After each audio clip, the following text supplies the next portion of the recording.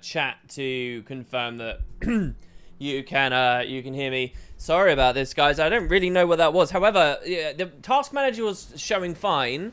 When the stream went down, nothing happened. OBS said it was still streaming. Everything seemed to be fine and perfectly normal and okay. But then it just went down on the stream. So I restarted the PC. After restarting, it did throw me a message saying my CPU was too hot, which is very weird and not a message I've ever actually had since getting this PC, what, 2 years ago? So, I've just basically taken the side of the chassis off. And I'm just not going to kick the inside of the PC here. So, if there is a cooling issue, then we should be okay. But ever since restarting, I guess we're up to 70 frames again now, so we can see what the issue was there. So, we're back. We're back. Hello. Alright, that should have fixed it. And hopefully you guys can see... It should be perfectly smooth and normal and good now. Yes, it is very dusty in there. It is. It's very dusty. And it's made me realize I haven't cleaned the dust out for ages. Actually, I kind of want to buy one of those little blowy things. I used to have one when I used to work in IT. To properly get a lot of it out. This is the first water-cooled system I've ever had as well. And I don't quite know what that needs for maintenance either, like long-term. I don't even remember how I set it up anymore. So I'm a bit intimidated by it. Because like, if I put my ear near it as well, I can hear the liquid moving around. And it's kind of a bit worrying. But yeah. No, I was not robbed. I was not robbed. All right, look. Anyway, we've now pissed away the first hour of this stream. I hope this is good now, guys, because it feels a lot smoother to me now, which is nice. So, yay. I guess maybe it probably was a temperature thing. What is that giant rock in the middle of the map? Huh? This here. Oh, what is it? Oh, that's a good question. Like the crystalline structure? That's a good question. Maybe we'll put that in our notes. Maybe that'll be one of the first things that we have some notation of. So let's do this. Let's do this. All right. So let's have a Draconis Mons subheading. So that's something to look at. There's a Lagos body. Does anyone know where the Lagos body is? Because I want to talk about that in this video. Does anybody know exactly where it is? Boiling sea mechanic is cool. I've never actually tried to swim in the water here. So what happens when you actually try and swim under? Do you die? Is there anything down here? Can you keep yourself alive well enough to swim deeply? You're leaving the playable area. Return or you'll be kicked. Huh. I didn't know they did that. You need a twirlier moustache. I think this moustache is twirly enough. Sprinkle chips. Down at the coast where I am right now. Really? Well, before we do the story, let's try and find it, shall we? So let's go again. Let's start recording. All right, so where do we want to go? This way. Are the blue flames coming from the legendary armor? No, the blue flames are from what's called ghostly infusions, which you get from wing 1 of the raid. Someone give me really explicit instructions on how to get to the Lagos. Down the coast, they say. So what, just like this way? You get an achievement if you die in the water? The Lagos is in the northeast corner of the map. Northeast. It's all the way up here. Well, I'm not going to be able to get there unless I fly down, right?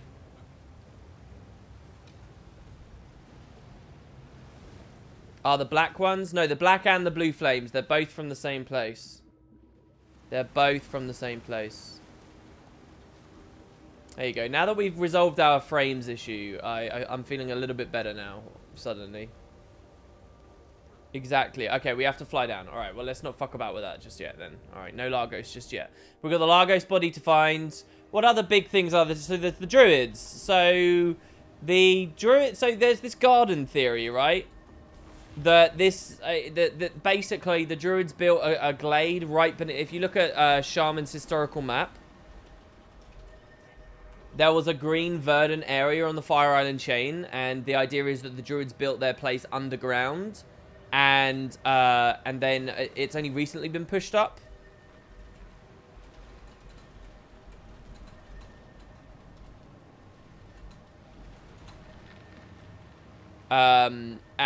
It was like underneath that green area from before.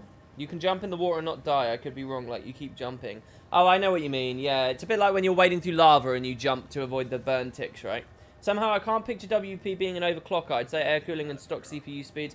No, I don't do it so much anymore, but for a long time, I used to fuck around loads with overclocking.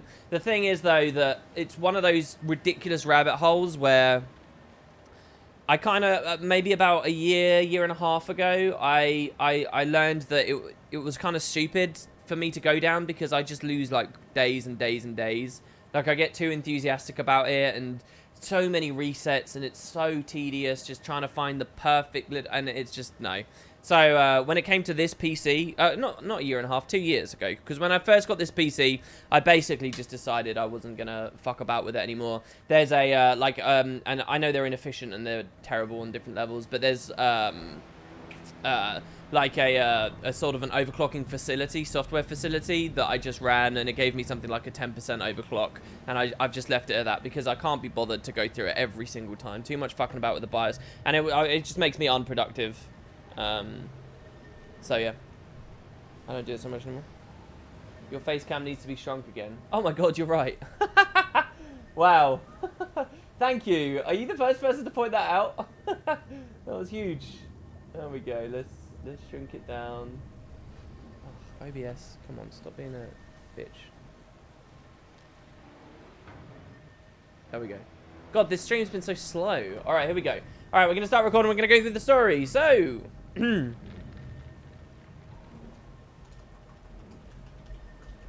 So, we speak to first mate Bilgefire, and we get to go along. Where are we? We appear to be inside a cavern created by gases during a volcanic eruption. Remarkable. It has a fascinating biome. Yes, exactly. We dove down to the entrance and have surfaced inside. I sent a few scouts ahead to get the lay of the land and establish a perimeter. Perfect. This mist makes it tough to get your bearings. Good thing we have Timey's tracker on that device. We're in the right place. Balthazar definitely came this way with Timey's machine and headed up the hill. What? What's happening? Help! It got me! Ah! I love that, the sound effect there. Weapons out! This weapons out bit. This is bad. Commander, I don't know what to say. He's gone. What the crud?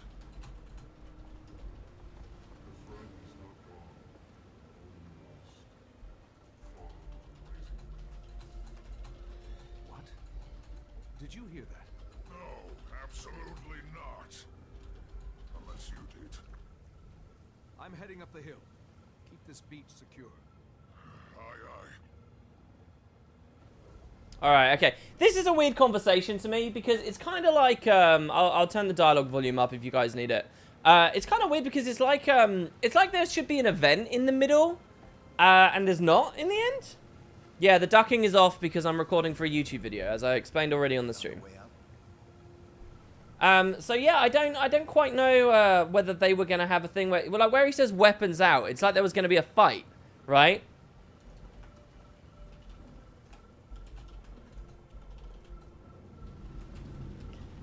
It's okay, Jessa. It's okay. It's par for the course with Twitch to have to say the same thing over and over again.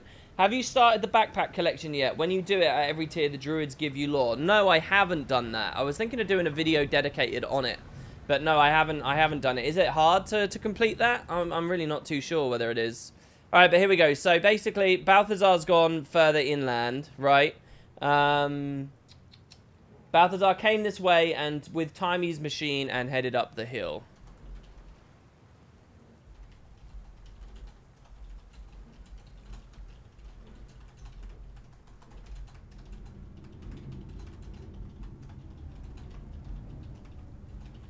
So, as we climb, the druids are going to be communicating with us, right? And we want to just sort of listen to the voices on the winds as we go. So, we'll climb up Draconis Mons. Takes like 2 weeks to get the backpack. It takes 2 weeks, yeah, because you got to grow it like Mordry, right? But you can't bypass it with TP stuff. It's like properly grow it, right? It's not hard, but it is heavily time-gated, so I'd better start saying. Yeah, so has anyone... So, 2 weeks. Have some people got the backpack now already? Is that a thing? People have already got it.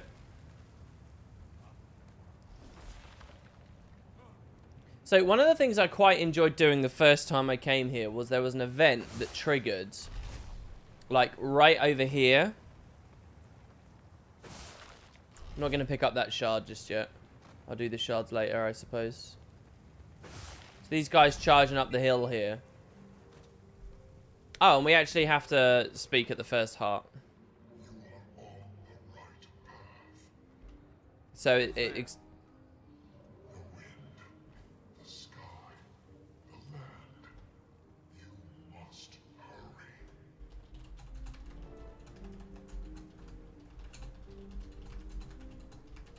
That's interesting that they describe themselves as the wind, the sky, and the land. I quite like that. So yeah, these guys come in to check in, and I think there'll be a dynamic event. Commander, this place is a disaster that's already happened. We've lost several crewmates. I'm looking for Timey's scientist. He has the tracker and a vine captured him. You seen anything like that? Try further up the hill. There was a commotion there not long ago. And watch your back. This cavern has hazards aplenty. In the meantime, we'll maintain the perimeter. Lieutenant Mayday. I love her second name there. Actually, hold on. Shouldn't... Oh, yeah, that's okay. If they started day one, yes, it's possible that someone has it now. Before the map crash bug, you could at least get the final stage, which I'm on, and you can collect the druid stones since you can... Well, I don't really know anything about the process, so I appreciate the information, Parallax, but that kind of goes over my head because I don't know how it goes. This is why I feel so behind. There's just so much about this patch I just still haven't done. Haven't done Zin's thing. I haven't done very much at all, really.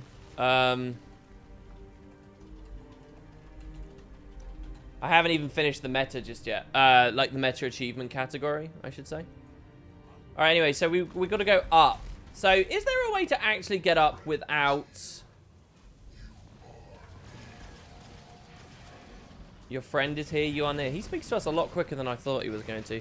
Is there a way of getting up here without actually...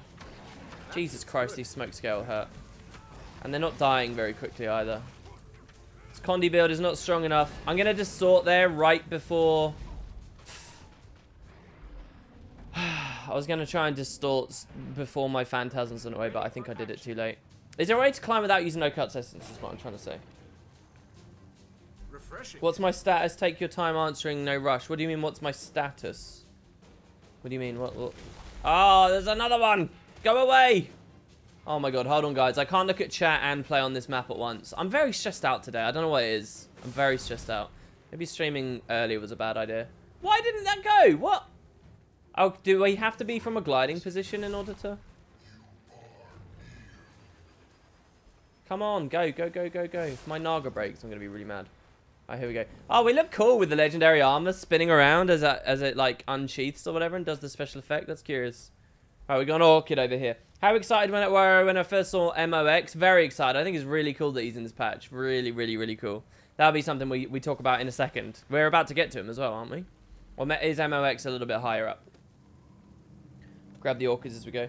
Would this be less stress if you were on a tankier character? Yeah, probably. It won't be that bad. It's honestly not a big problem. Things that are annoying me is my unresponsive mouse, which I've still not replaced, and I probably should at some point. 20 cups of coffee will do that to me. Yeah, I don't know. Maybe I am stressed because I'm drinking coffee, because I have had a bit of coffee today. I'm not sure. Maybe it is that. We got to climb even higher, right? So let's keep on going. More to explore. Such an interesting map, the way that exploring this map. What happened there? Why don't I have any charges? We had 3. Did you guys see that? Was that lag? What the hell caused that? Exploring this map is so weird. It's so different to any other map, really. I want to kill the tiger just because I want to feel like the build's good.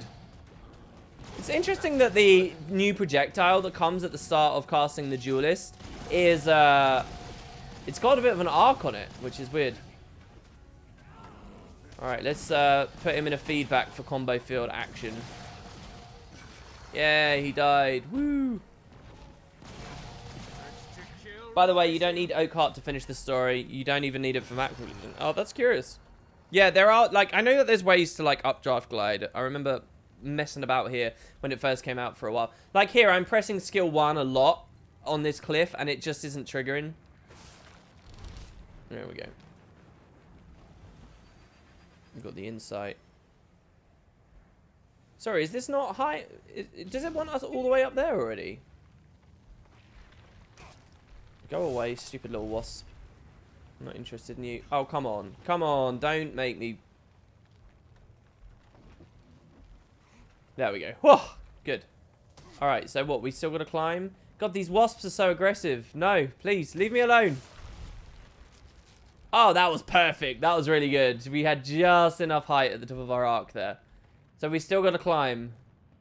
Well, there is a thing over... Oh, God, why is our mouse... Our mouse is not just breaking with the skills. It's breaking with the actual traction as well here, which is even better.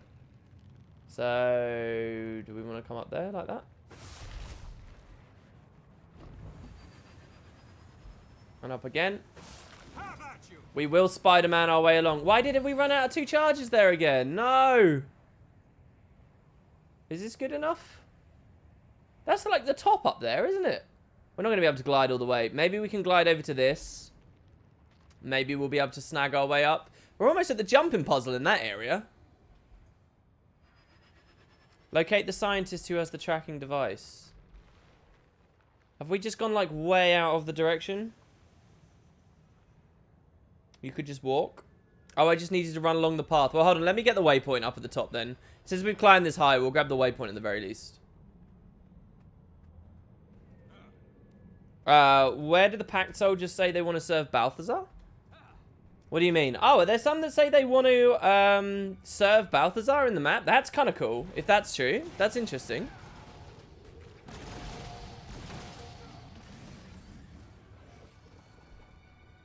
I love this area with all of these guys. These guys are sweet.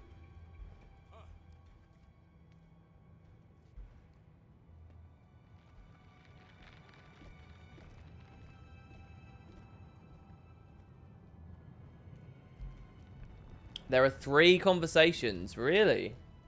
2 NPCs and one of them says he's feeling conflicted having to make a choice. Oh, guys, if you can lead me to that, that would be awesome to include in this video. I didn't know about that either.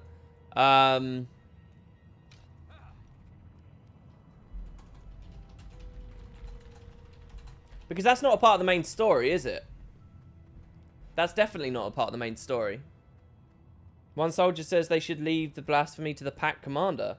Really? Wow. Seriously? Maybe that's how ArenaNet tries to split the players. No, well, yeah, we're definitely going to see factions among the humans. Definitely. Alright, this is probably the oddest way I've ever climbed to the top. Alright, so let's just go back down then, because I obviously missed something really basic as to where that person is. Should we go back to the original waypoint again? No, I don't want to go back to the original waypoint. I guess the green circle was just sort of kind of confusing and odd to me there. Let's see. I don't know, we'll go down and we'll see what was what. Please do Zin's recording at some point. There's a cheeky Joko reference. Yeah, I will be doing Zin's recording. It's just they're not going to be... Like, I'm going to do 3 videos on the main story. This is the second of them. The third will be everything that happens in the final instance where we get to see Prime Orders and stuff, right? And then what I'm going to do is I'm going to do a video on Zin's recording. And if the lore is good enough on the Druid thing, the Druid backpack. And I think that that's pretty much the lot. So that's 5 videos total. Just sort of digesting the information that's been given to us, and then after that what we'll do is we'll start doing speculation and mysteries and stuff. Over here. Thank the alchemy. Are you okay? I'm shaken to the bone. I barely managed to get away with my life. That vine dragged me through dirt and rock. All right, you stay here. When you're ready, a vigil soldier will escort you back to the sub. Can you show me how the tracker works? I'm afraid the tracker may have been irreparably damaged. It's displaying anomalies. I haven't been able to correct it, though I will make the endeavor one more time. Look to see if the light turns green.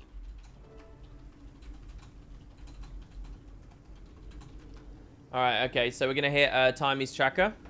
Oh, dear me. I don't know how you're gonna find Timey's device now. I'll manage. It's Balthazar. I'll just follow the fire. Oh, that's the spirit. You'll have no trouble stopping this godlike being from another realm with just your wits and fists. Now that you've found him, take your friend and go. Leave this place. You do not belong here. So, it's you who's been guiding me. Thank you. We're here in pursuit of a rogue god. The God beam, yes. We saw it arrive. We're watching. Its drive is doing great damage. We will help you all to leave. You are intruding upon one of nature's purest gardens. I have to find the God being. We mean no harm, but Balthazar must be stopped. The God being, yes. You can make him leave? Then do not tarry. Your god has gone above the cloud layer to the apex. See, this bit's kind of weird. It's like there are two different versions of the conversation we get there. It's like, first there's a conversation where we resolve to follow the fire to get to Balthazar. And the druid says, the god being, blah, blah, blah. And then it's like another conversation, like an alternate version of the conversation plays immediately after, where the druid just straight up tells us where Balthazar is. And again, he says, the god being. It's weird. Do you guys get that sense from that? It's like they were two different things. Not Guild Wars 2 related, but you've been watching my Grimrock LP, and it's got me looking forward to the Elder Scrolls stuff. Good work. Well, thanks very much. Yeah, I've had a lot of comments on non-Guild Wars stuff this past week. Like, a lot. I'm not quite sure what it is that's triggered it, that's caused it. Oh, thank you so much for the Prime sub, Tommy in the Well. Thank you. Love your content. Keep being awesome. I will try too. Thank you so much, Tommy. That's really awesome of you. Thank you.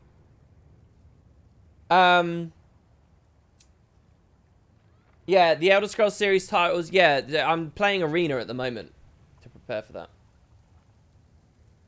Yeah, it's like he has a very bad memory. Exactly, yeah, it's just weird. So anyway, so the story's telling us now to go to the Apex. There's a lot to talk about. When do we get to see the Asura in the area? I guess that doesn't matter just yet. Alright, so now I'll take the waypoint that we unlocked a second ago.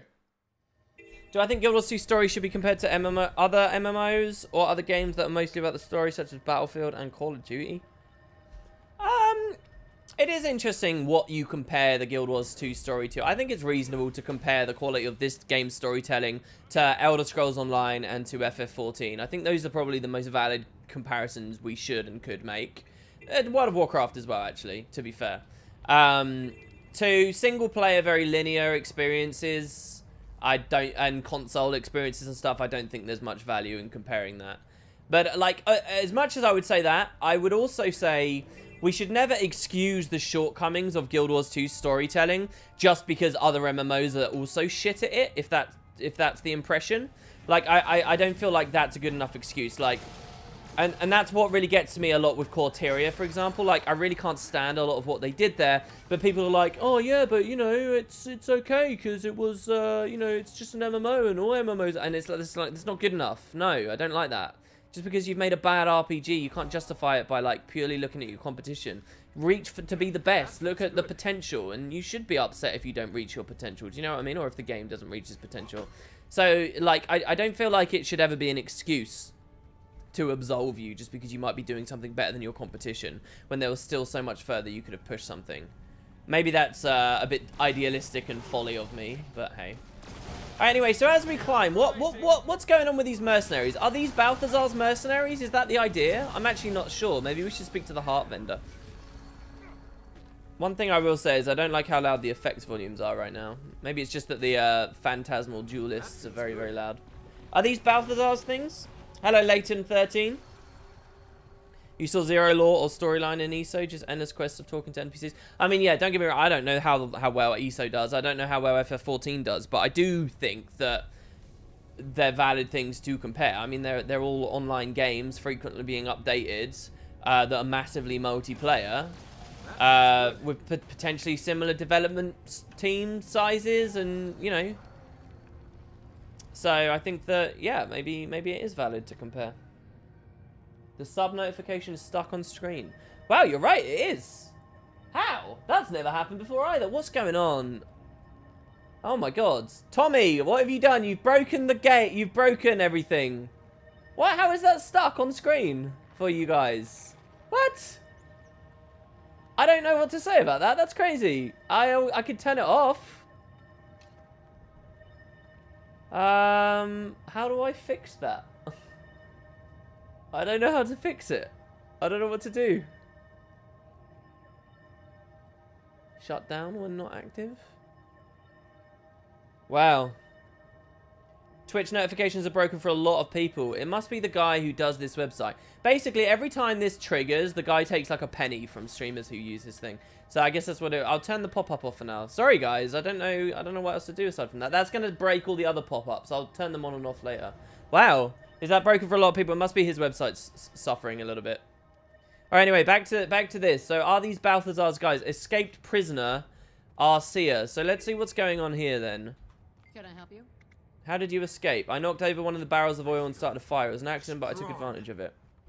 May Duena bless Who are you? Why are you being held here? Most of them are White Mantle, but I'm not with them anymore. We were the first wave of workers Lazarus sent here to make ready for his arrival. Apparently, we became obsolete.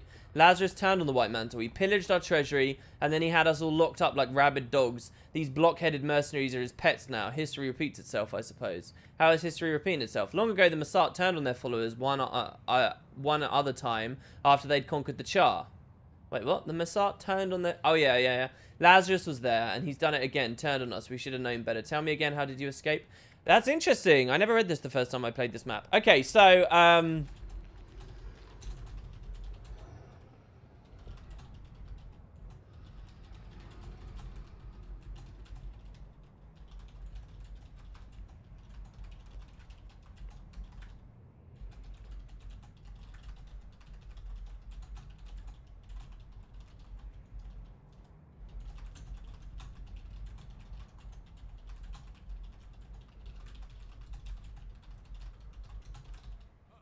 that's really cool that, May Duena bless you.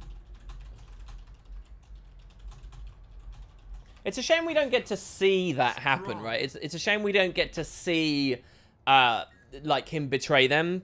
You know, this inevitable betrayal that we felt. But it's cool at least that there's some dialogue in there that does talk about it. So that's cool. Oh, speaking of overlays, look, someone just did one. Oh my gosh. What happened there? Let's see if we pop it up. Oh no, it's still broken. It's still not working. I'm so sorry, guys. I'm so sorry. So somebody did just sub. Mike Carla, when I get paid on Friday, you'll subscribe monthly. Oh, that's really lovely. Been following you for a few years, but have been lame in supporting you. Thank you for everything you do. I don't know what it is about the past 2 weeks, but or the past week, I guess. But people have been really generous and lovely. Thank you so much, Mike. That's awesome. That's really beautiful. Thank you. Hello, Jebro. Welcome, welcome. Wait, I thought nobody knew what happened to Saul and the others died there. Like, literally nobody. Because the 3 who would have known probably wouldn't tell anyone and we killed them. But it took us a long time. Who was it? Dorian, Hablion, and Isaiah, wasn't it? Were those the 3? And it took a long time. Isaiah was, like, really late for his passing. So maybe they figured it out.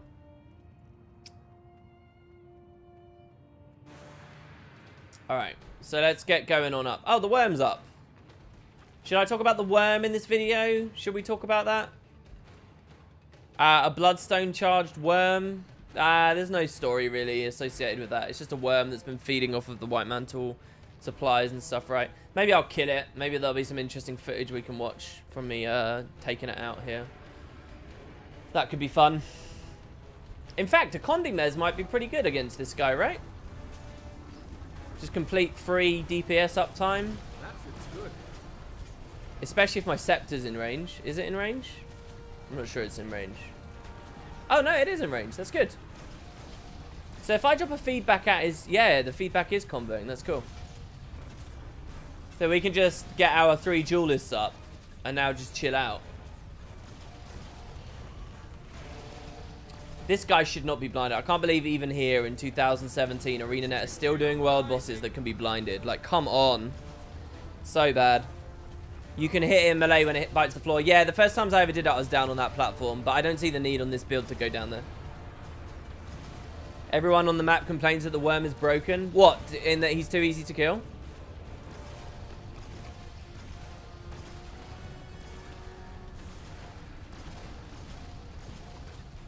There's a White Mantle prisoner in the mercenary camp with some nice dialogue options. Oh, somebody subbed as well and it broke. I'm sorry if you subbed and it broke. I'm so sorry. Is there any point in me actually refreshing with more duelists? I don't think there is there? How autos aren't rolling? And they could be. What's our bleed ticks right now? I don't even see them. Oh, they're 6k? 6k bleed ticks, I think that was. I love the look of this chest here as well. This chest looks sweet. Look at that thing. Badass. Totally cool. Alright, so there we go. So we got that. The mercenary, so there's a mercenary in the prison with some really good dialogue, is there? That guy in that cage, maybe? Or did we release these dudes? It's okay as long as you get the support. Well, that's really nice. You deserve some time in the spotlight, though. We don't really have too many people watching today.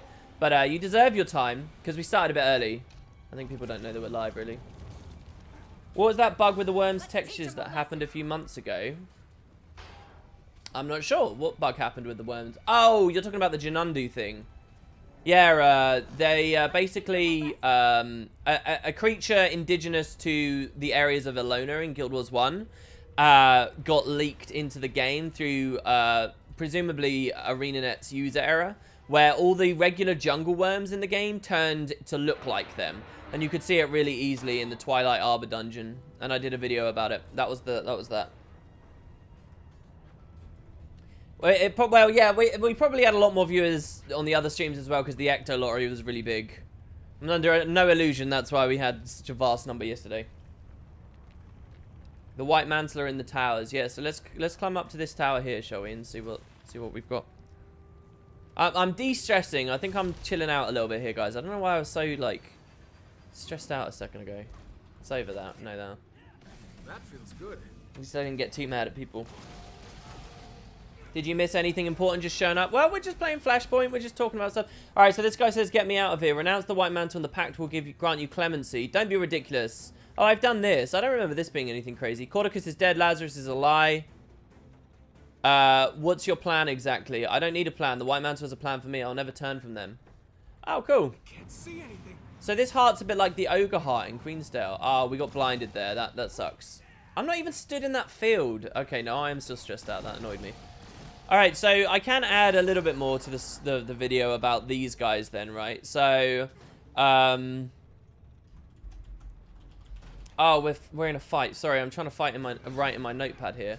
We will summon the hounds if we have to. Why did that cancel cast? I'm facing him and I clicked the button. There we go.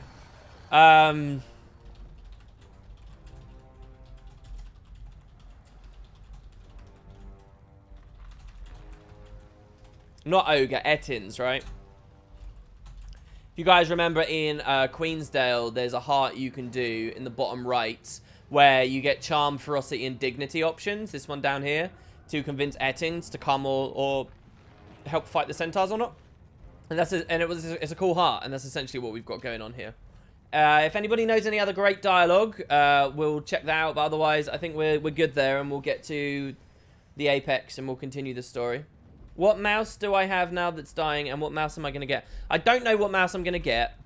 I have a Razor Naga, and I've been using Nagas since 2010, probably. But this is like my 5th one in those years, and they constantly break. And I don't like Razor Synapse. I've explained this before. It's kind of conspiracy theory-ish, but I swear they do it, right?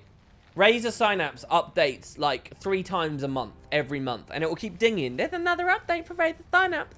There's another update for Razor Synapse. And they keep doing it, and I'll tell you why they do it. I'm confident that it's not because there's actually that many updates for that crappy little mouse driving software, which annoys me I need in the first place. The reason they do it is because it makes people remember Razor and it pushes their brand. That's what they do it. They're useless, crappy little localization updates. Nobody cares about, but they do it to just keep reminding you Razor is a thing, Razor is a thing, Razor is a thing. It's a disgusting, smarmy practice. I don't like it. And the mice themselves are low build quality and break on me all the time. So I don't want to keep using Nagas. But all my keybinds and stuff revolve around the Naga. So it's going to be a big thing to learn otherwise. You've let the god being enter the well. You, with your melting flesh, cannot follow him now. There must be a way. I'm no god, but I have resourceful friends. I can call for help. Hey, you will bring no more to the garden. We can assist you, but you will find it difficult. Painful, perhaps. Tell me what I must do. You must reach the ancients. 4 lost spirits. They were trapped by a deception in the being Zin's unnatural faults. A middle guardian stands alone in a graveyard. Find it. It knows their vault locations and how to enter them. Free all the elders, and they will protect you while you're in the throat. have their protection until your quest is complete. Then, you must leave here. I will send the wind to tell them you are coming. If you make it, they will know to give you their blessings.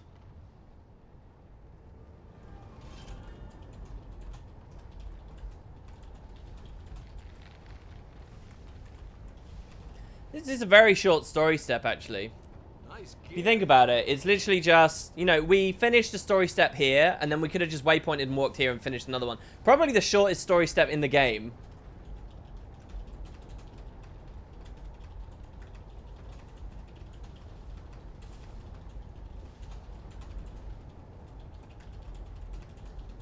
And that just kind of goes to show you what the navigation of this map is like, you know? Like, that it's so weird and layered and difficult to travel around.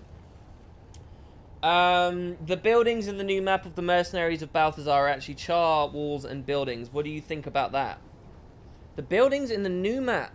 Oh, what, you mean all these here? That's char architecture? Oh, I think that's just asset reuse. I don't think that means anything in the story at all. I don't think that means a damn thing. So yeah, alright. So, collecting the, elders. The first one's at MOX, isn't it? And this is, something pretty cool. There we go. Alright, so let's go. Sorry, guys. Whenever you're hearing I'm being quiet on this stream, I'm typing furiously away notes for the video that I'll be doing. I mean, some of the mercenaries are char, so it's not that outlandish. Well, yeah, there you go. That's a great thing to point out as well. So what do we think about the crystal structure here? Is it just showing that there's a lot of magic in the volcano? Because that's kind of what I think. Oh, this is beautiful. Scalding Gorge.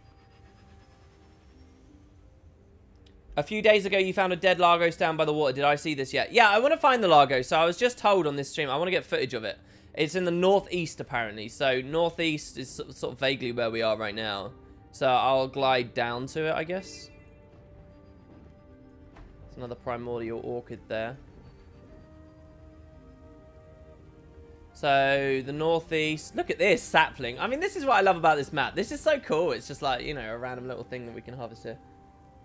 How does crystallization happen? Well, crystals in Guild Wars are very dense, magical, like, that, you know, there's like a sense that very, you know, condensed magic is kind of crystal.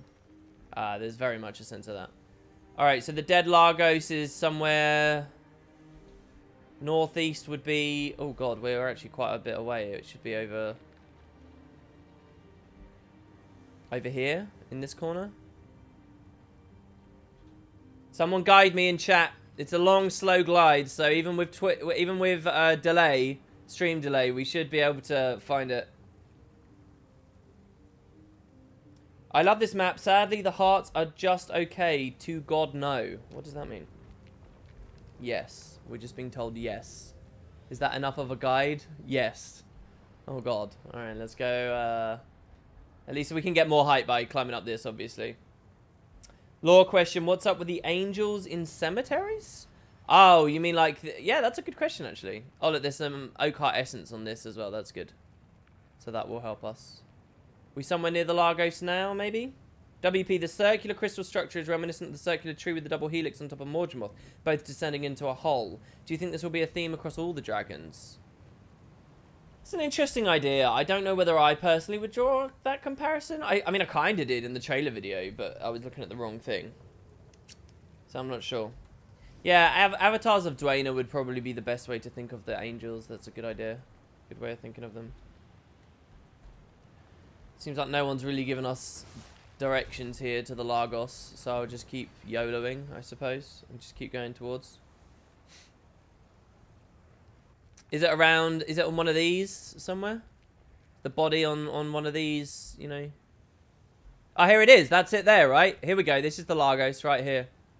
Ooh. Oh, this is cool. So what do we think about this, guys? What do we think about the fact that the devs put a dead Lagos on the map? Oh, this is so cool. Reminding us of the Lagos. Are they going to be in the expansion story? It's cool. I mean, the Lagos are very interesting, I think. They're a very cool part of the story. What's a Lagos? You don't know what a Lagos is? What? That's crazy to think about. This is clearly signs people come to the game now and don't play the personal story at all. It's a Lagos that was spying on Lazarus. Maybe a Lagos trying to hunt Balthazar. Think about that. That's some pretty good prey.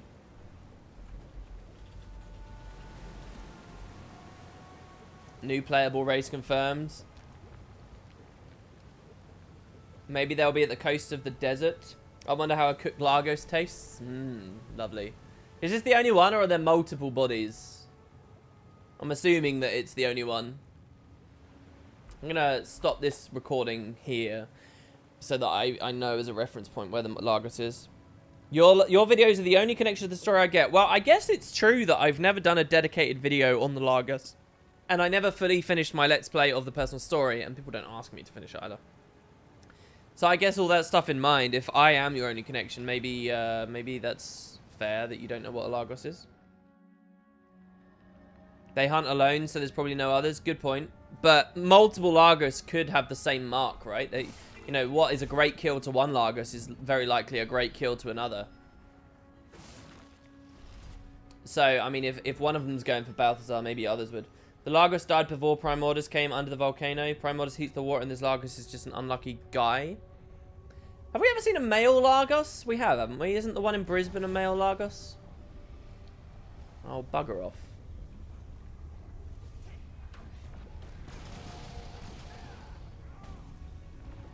Just gonna summon as many different things. Wow. Really? Oh, there is a second duelist. Oh, it's cool that the duelist's got all of his ghostly auras. I didn't know that that happened on Mesmer. That's kind of interesting. Alright, so... so much torment. It's disgusting, honestly.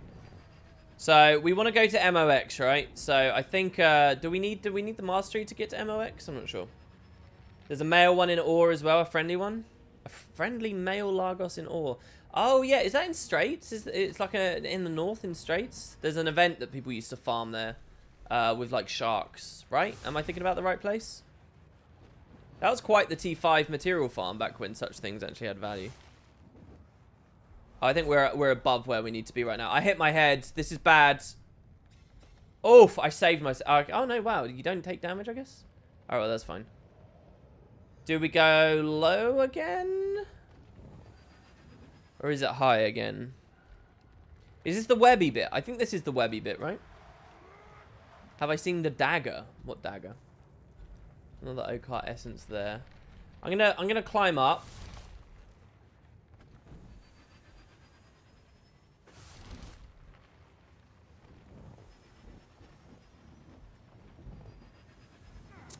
I think I made a mistake going for this orchid here.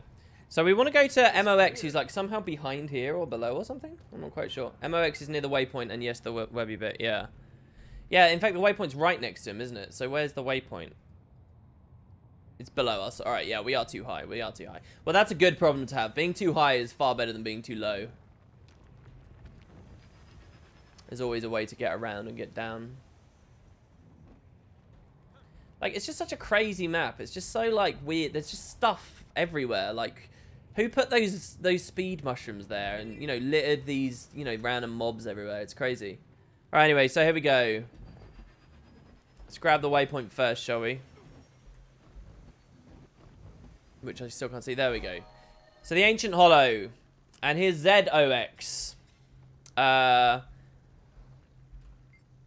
Beep boop, assistance from a flesh unit is required. You qualify to 96%. Oh, that's a shame. All right, so,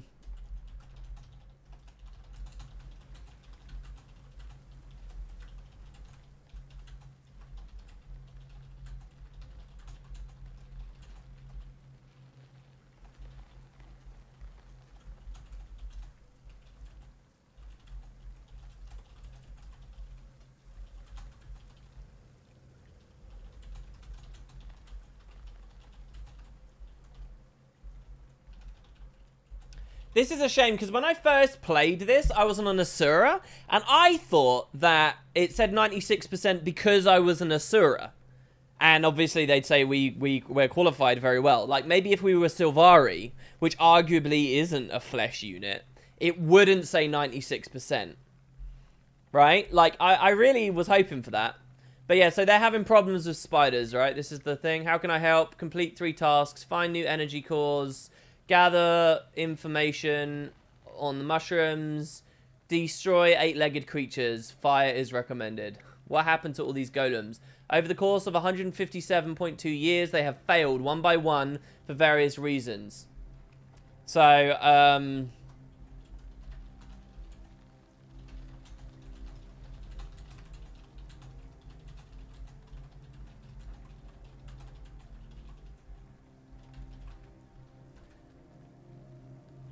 oh, I typed seasons, not reasons. Rip. Well, there we go. Okay, how can I help? Why are there so many spiders? For a long time after the massacre, the Webbies were our only company. We were programmed to nurture and serve the living. They have thrived. Ugh, it's so creepy.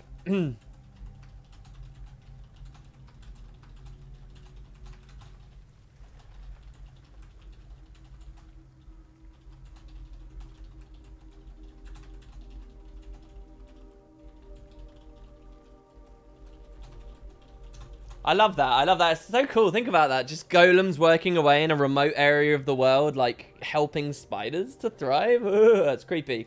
What's this? Sorry, back to chat. Unrelated to the story, but I wanted to tell you this for the legendary hunt before I forget. Some of the non-repeatable PvP and world versus world reward tracks give you 7 guaranteed mystic clovers on the final chest. No karma and no gambling involved. That's cool, but I don't really know how much space we have for... I don't think it's quicker for us to berry farm and get Obsi shards than it is for us to do an entire reward track. Like, at a 30% chance, all we need is 21 Obsi shards to hit those 7 clovers, right? 21 Obsi shards. We can get 21 Obsi shards in a single berry farm. What's easier, a single berry farm or finishing an entire reward track? Obviously the berry farm. So I think that that's irrelevant to us, but it's a nice idea. Wasn't there mention of an ocean elder dragon in Flashpoint? Was there? Was there? I mean, we all know that there's an underwater dragon. Was there an ocean elder dragon? Can someone tell me that? If there was, I don't know about that, and I wouldn't want to miss that in my video. Definitely not. This is pretty much the only interesting thing you can find about the Lagos in the whole game. What is known in the homelands of the deep oceans of the far north that coexisted with the Quaggan. Yeah. You're just copy-pasting from Wiki there, right? The devs talked about in the guild chat about how MX is filled with spiders inside him, and sometimes they slip out when he's in your home instance. That's a bit creepy when you think about it. Ugh, that is creepy. You've had a lot of great comments today, Shadowcaster7. Keep them coming. I always wanted to have a golem in my home instance, but now it's now it mocks me every day. Oh dear, that is the worst joke I've ever heard. Restless. WP, what do you think about Mox being a dervish in DW1 and then here he is in Guild Wars 2? I don't think that means anything. There was no water dragon minion in the first chapter that they were testing on. Sorry, so is that live stream information, the ocean dragon thing? Alright, okay, so let's... Life form detected in vicinity. Activate greeting mode. Are you? How long? Who are you? Greetings, life form. For your convenience, I respond to the name Mons. I would like to make an offer. User Zin has ceased to function. Golem squad rendered incapacitated. I deduce that you have come here for a reason. Help me and Golems, and Golems will help you. I need to find the nearest of Zin's vaults and get into it. Can you help me with that? I alone can help you with that. I have the entry code to Zin's first vault, but you will need the key gem. Where is it? A researcher stole it. A Webby ate the Asura. So, it's in one of these spiders? Do you know which one? Negative. I am confident you will find the one. Are you? How long? Who are you? Greetings, life form. For your convenience, I respond to the name Mons. I would like to make an offer. User Zin has ceased to function. Golem squad rendered incapacitated. I deduce that you have come here for a reason. Help me and Golems, and Golems will help you. I need to find the nearest of Zin's vaults and get into Activate it. wisdom Can you help me application. with that? I alone can help you with that. I have the entry code to Zin's first vault, but you will need the key gem. It's just playing over and over, The right? researcher stole it. A Webby ate the Asura. The bug is so it's annoying. One of these spiders? Do you know which one? Negative. I am confident you will find the... There we go. I was really hoping that it would have a slight variation there. All right, sorry you had to listen to so much of that there, guys, because I was typing quite a lot. But yeah, it's MOX. So here's a nerdy, weird, stupid little story about me based on that guy. He was obviously a character in GW1. He was actually one of our heroes. This is the second time this has happened. Raza is the last of the three. The other one was Ogden, who obviously has been in the story. But what's really interesting to me about that is in GW1, whenever we interacted with that character, it was just through quest text in that game, and there was no voice acting for it. It was actually a post Eye of the North thing, right? So there was no voice acting for him. And his name is spelled M.O.X. And so how do we say that? Well, I always, colloquially, and a lot of the players, we would always just call him Mox. But I always thought he was properly, if he was actually ever to be voice acted, I thought it would be M.O.X. His name is M.O.X. And indeed, if you've ever heard me talking about him in these many years I've done YouTube videos and stuff, I've always called him M.O.X. And so I'm a little disappointed, maybe, or interested, I guess, in the fact that now now we actually finally do get him voice acted, and he calls himself Mox, not M.O.X. But it's totally M.O.X, guys. It's clearly M.O.X. Did you read the Zin's recording? No, I haven't done any of that yet, and I'm gonna do that in a different video. This is just main story stuff right now. Yeah. So Rox is in Rox, yeah. But to me, it's G.O.X. and M.O.X. and blah blah blah. M.O.X. is definitely the right version. But if he calls himself Mox, then, you know, the devs have called him Mox now, right? Not M.O.X. Anyway, so we got to kill spiders to get the key gem. I got this in, like, the second kill last time. Where can we find spiders? Here we go. Spiders down here. For your convenience, you may call me Mox. Oh, so you're saying that, like, yeah, but I think that isn't the for your convenience aspect of it not to do what the M, the O, and the X stands for? Like, he could have just easily said, for your convenience, call me M.O.X., right? Because M.O.X. is still not his full name. It's still just an initialism, right? Does that make sense? There you go. So there's in Vault Key. The cool thing about the Vault Key, by the way, is this is very similar to, let's see. You can see that my trading post history there from turret farming.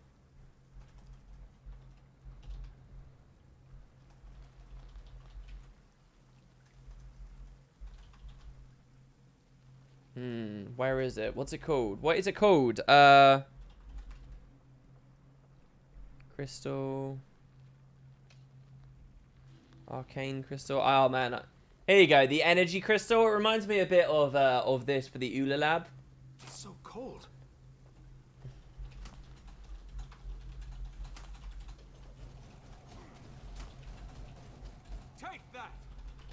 So in Metrica Province, Zin's, like, nemesis was another Asura called Ula, who also did a lot for Golomancy and stuff. And you can find her ghost in her lab in Metrica Province, but the only way to get in is with a special crystal, and I don't know, it reminded me of that. Maybe I'll mention that in the video, maybe not. Maybe that's not necessarily. Anyway, so now that we got the thing, let's go on up. It's funny because this is, like, really classic MMO-y stuff that they just did there with and they've done it a few times in Season 3. But they're so scared to make you have to grind for it. In other MMOs, it might be, you know, like 1,000 spider kills before you'll get the key.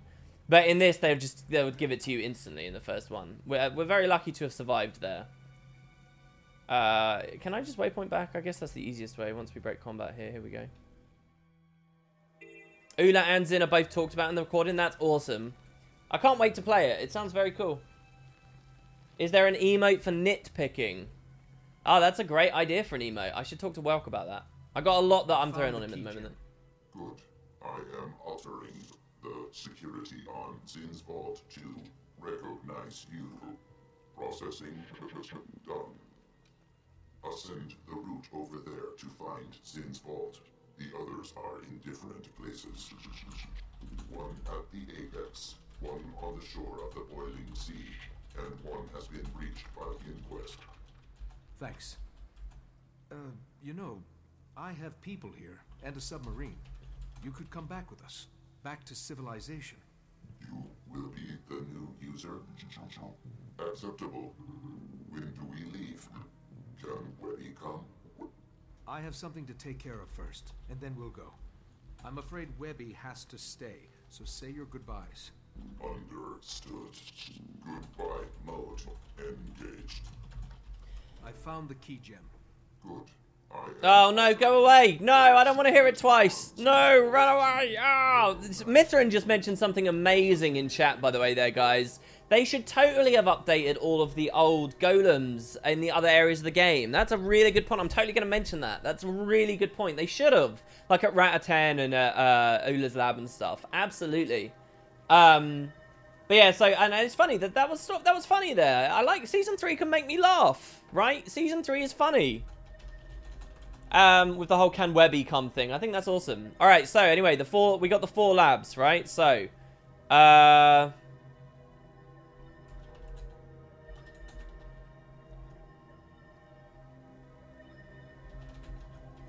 so let's go. So, Ancient Hollow,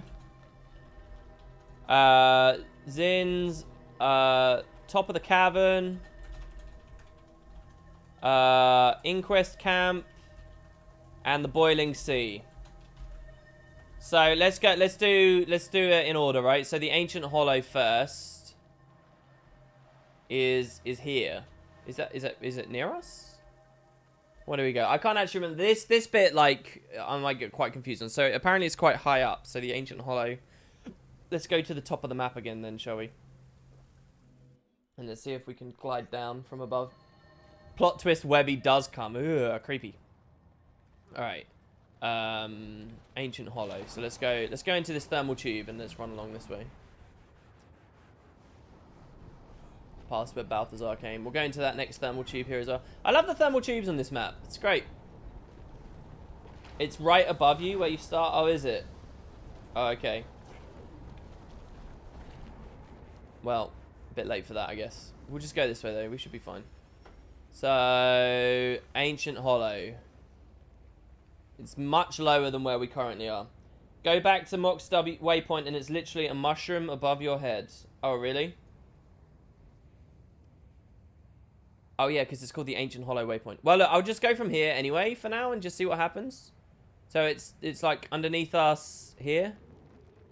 So this is pretty overkill. We're pretty high up right now. I love this glider. I think this glider's great.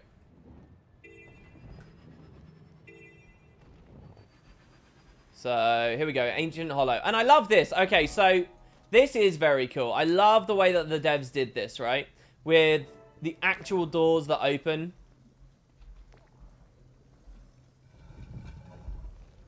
And close. Oh, it's brilliant.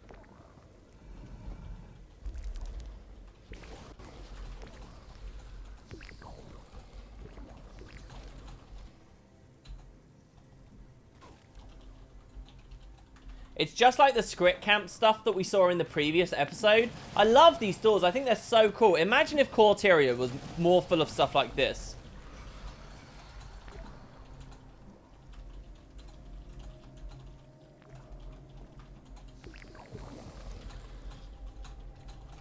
Like, think of this being used like this in the expansion as well. It's so cool. It's such a cool door. I think it's so awesome the way that they do this. Like, that you just can't get in. Does anyone know what this is like when you try and come in when you don't have the crystal? Like, can I sneak in, or is there like an invisible barrier or something? Anyway, it's badass. So anyway, this one, the Ancient Hollow, there's a ton of spiders in here, and we get some mushrooms and green stuff, and here we find Barkwind. Let's kill these spiders.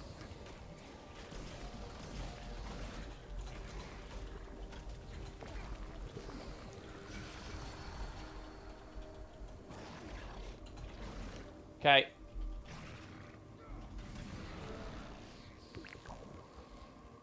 Oh, is he not talking? Oh, wait. Whisper your intention to me. I grant a portion of the protection we need to enter the volcano's throat. Thank you. I won't waste your gift.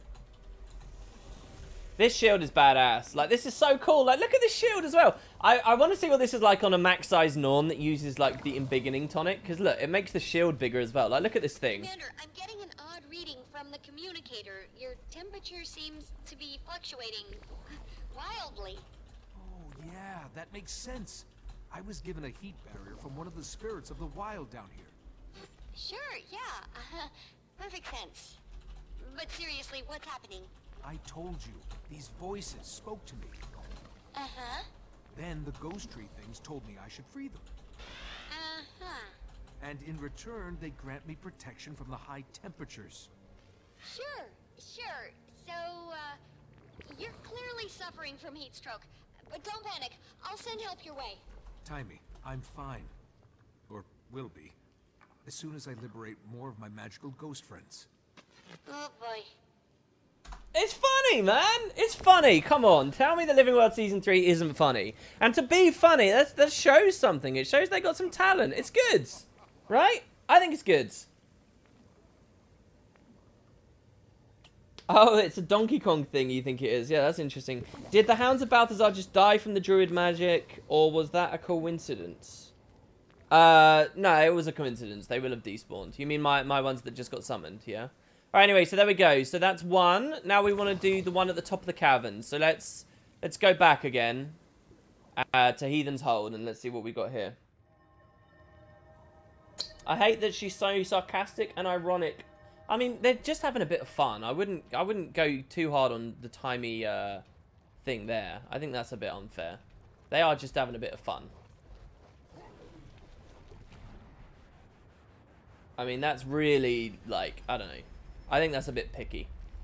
I think at some point you can give them a bit of liberty to have Timey act a little bit out of character when it's clearly just for a bit of fun and flavour and joke, right? Do you know what I mean? Like, we don't have to be like, I mean, if you get to the point where you're going to hold them accountable for just trying to have fun with the story and lighten things up, and I think that it's probably a bad path to go down. Do you know what I mean?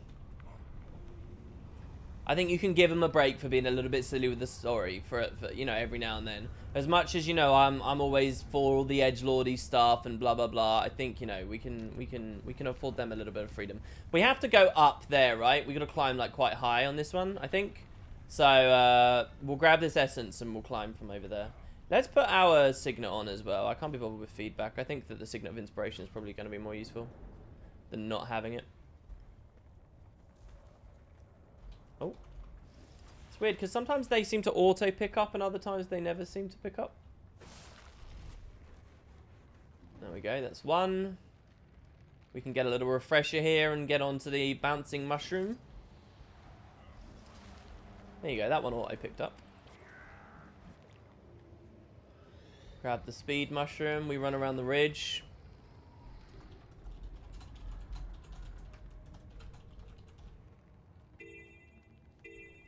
And we come over here. Who leads the Inquest presently? Great question. I thought it was Zin, or I loved the theory that it was Zin, that he'd managed to find a way to extend his life.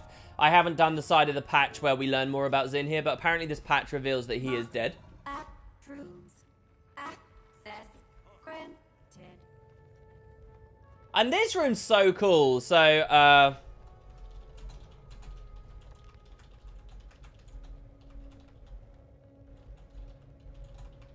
I love the way that these cages look.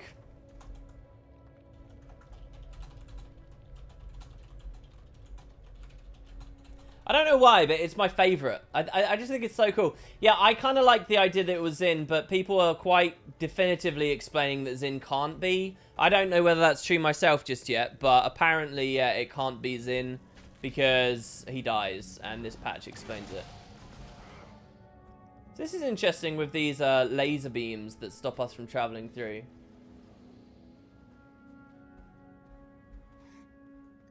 I decided to not go for that adrenal mushroom in the end. We could use that oak heart essence to get over this next laser beam. That could be cool. There we go, like so.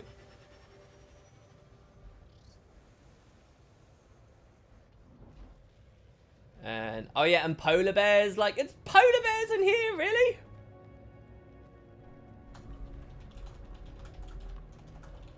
Get some real Lost vibes from that, eh? Ah, it's badass. Alright, here we go. So now we got the control console for this. You are the one mentioned on the wheel. You are determined to enter the corpus of Tyria. For your help, I grant you partial protection in the volcano's throat. I appreciate it. We are determined to enter the corpus of Tyria. What does corpus mean in this context? Is that something we should pick out? We are determined to enter the corpus of Tyria. Come in, Commander. Hey, don't touch that. Go ahead, Timey. Flunt and his nosy little puppets are picking this place clean. Okay, not sure how to even start this. Look, we've discovered that eliminating dragons isn't the best thing for the environment. But what else were we gonna do? Keep them alive and just let them eat us? So we destroy them and deal with the fallout, but what if we can't deal with the consequences anymore? What's worse than being consumed by a dragon? Well, when Balthazar stole the machine, it got me thinking. So I ran a scenario in the simulation room. And I should have done this before. This is all my fault. I was so exhausted. Keeping the lab secret, working all hours. I didn't... all the lives. I've doomed everyone. Probably? I don't know. What are you getting at? What's going on? Timey? I'm here. There's a communicator dock near the submarine you arrived on. Plug into that and you'll see. Okay, there's a communicator dock near the submarine. Plug into that. Oh, yeah. All right. So we... oh, I love this part of the story. This is really cool because we get two objectives at once. Let me just quickly type into the notepad here.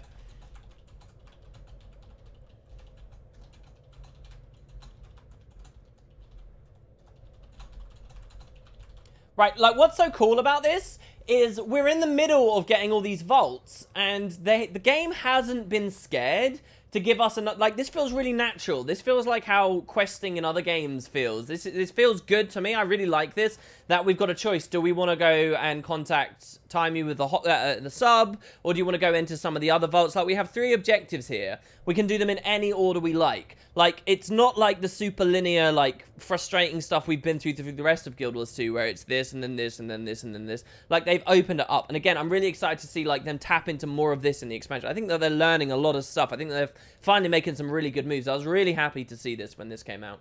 But, yeah, that's a big thing when we go to that sub. So let's just do the vaults first. Let's go to the Inquest one next, which is all the way over here. Still quite high up, it seems. So we'll stay on the top level and move across this way. Do you save your notepad regularly after each entry? Do you, WP? Yes, I do. Control S is like ingrained in me. Yeah, especially after our little PC issues earlier on the stream. Definitely. Yeah. I got it saved. What I do these days actually is I've got tons of different notepad files from all over the place of different videos I make and vague scripts and bullet points and stuff that I know I want to draw on later when I'm making videos.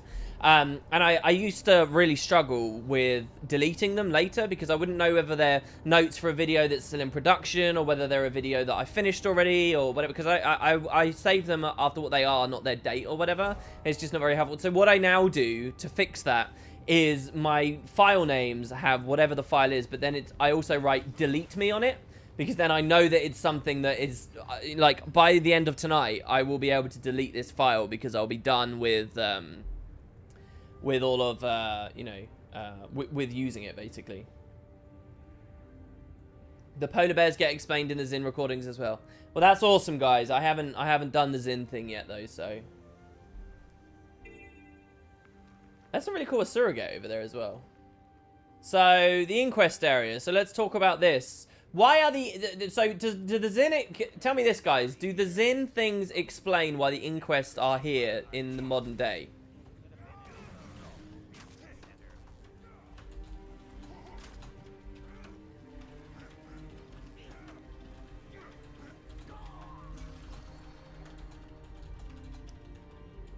Are these guys explained in the Zin recording, or is it just something much more obvious than that?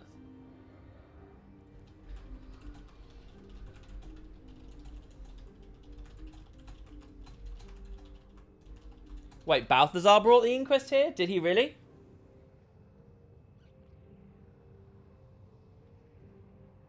The Inquest were here because they were hired by Balthazar, but then they find out Zin was here and they drop him. It's ambient dialogue. The Inquest are mercs of Balthazar and they were just interested in Zin's info. Oh, okay.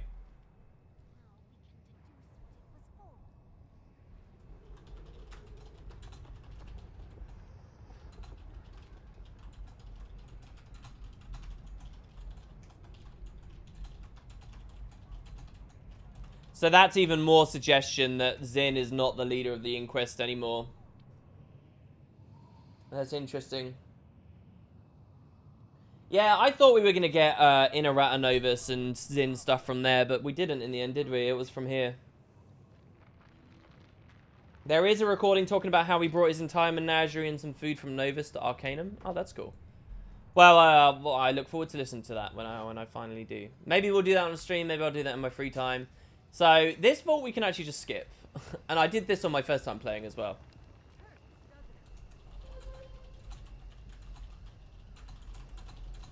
Alright, so here we go. Control console.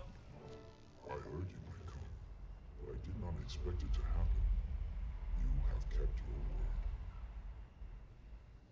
word. I offer you my protection for your journey into the volcano's throat. And only there.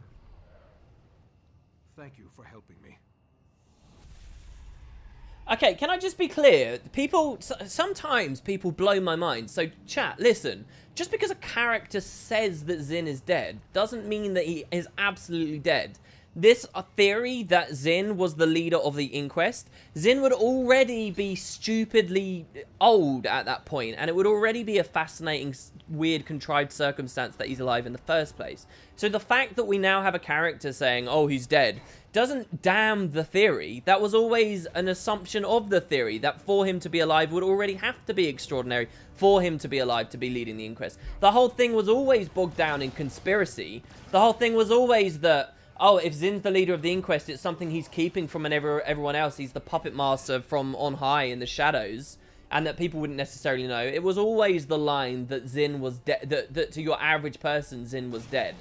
So, like, again, I haven't done the Zin recordings yet, but just because we hear in this story that Zin might be dead, I hear that in one of the recordings you hear him die, or something like that.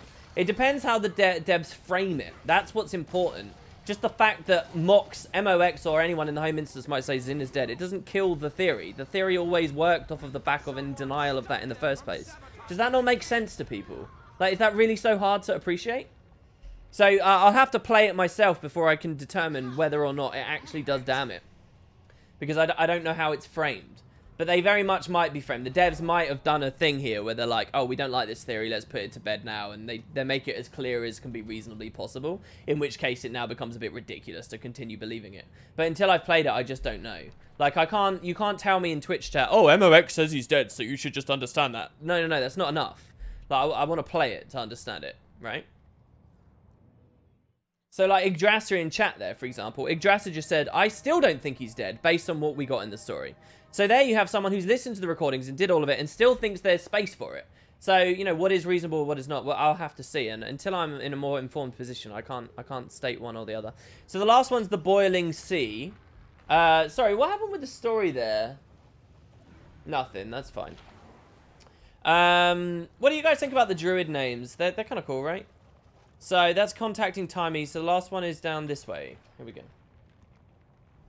Like, yeah, so Benji says he's left his recordings as a setup. Exactly, right? That Zin could have left these recordings and faked his own death. That's the idea, right? Like, if he didn't die of old age, if he wants to rule the Inquest from on high, then the idea is obviously, oh, maybe he faked his death. Maybe it's a big conspiracy theory, a big tinfoil hat thing. And you might think, oh, well, WP, don't go down conspiracy theories and blah, blah, blah. But what's particularly compelling about the Zin leads the Inquest thing and the fact it would be such a crazy conspiracy is that this is the Inquest we're talking about. Manipulators of information and evidence, and if anywhere in Guild Wars lore, conspiracy theories are something fun to dive into and exaggerate and express and look at, it's with the Inquest, right? The Inquests are, you know, they are the Guild Wars Illuminati. Like, that's what's fun about them. And so to have their head be embroiled in this huge conspiracy theory is totally on point for the Inquest. So, you know, like, it's something to entertain. Do you know what I mean? Alright, so the Boiling Sea one, don't we have to actually swim, you know, glide from under the ridge, right? Like, there's no way to just insta-drop in. You have to glide under the ridge. So we'll try it this way. Yeah, and you can have a tomb, and there's a tomb definitely, and I saw it, and it's got the grave or whatever. But don't forget, I mean, even Saul D'Alessio had a tomb, right? Saul D'Alessio had a fake, you know, like, there's no reason Zinn couldn't have done that for himself as well. And again, don't take this as I'm, you know, vehemently defending my little theory here or whatever, because it's not really even my theory. It's been a long time discussed idea of the world. But I'm just saying, like, there's a possibility either way.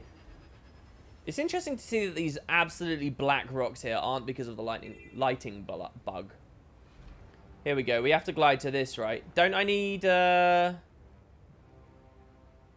Oh, maybe you can walk down. Does that ramp represent a way you can walk down?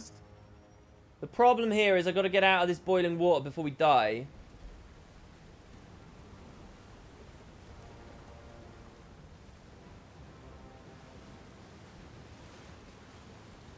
There we go. We got out. Woo!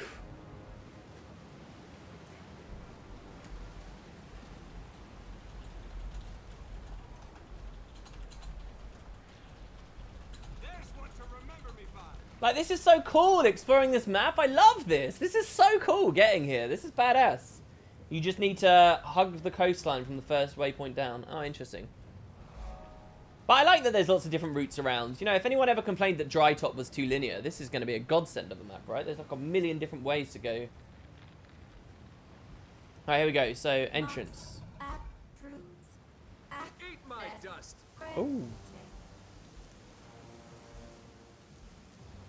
Jesus, that actually really hurts. 10 confusion and 10 burn.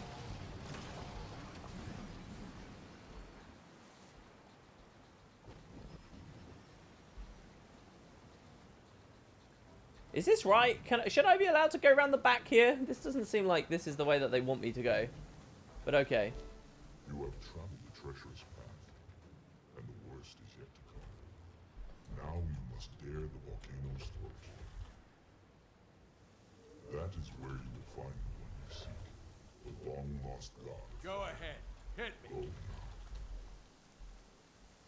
The blessings you have received will end when your deed is done. Do not fail. Eat my Upward dust. to the apex.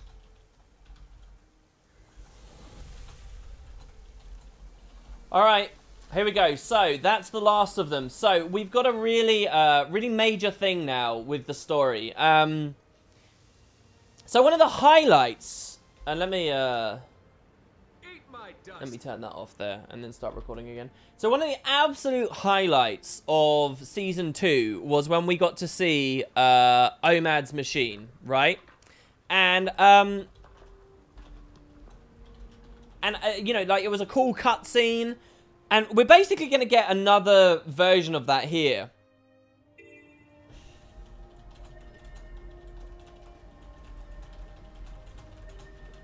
But there's something about this that doesn't feel as good to me. And I'm not sure what it is. So I'm very, very interested in replaying this. Because I've only watched this once. I've only done this patch once and done this once. So let's watch this now. And let's see how we feel about it. Because this was a huge thing in Season 2. Seeing these orbs and all of this stuff. Let's see how we feel about it now, shall we? So here's the holo projector. I'm plugged in. Show me. Incoming. Unless we scare them off.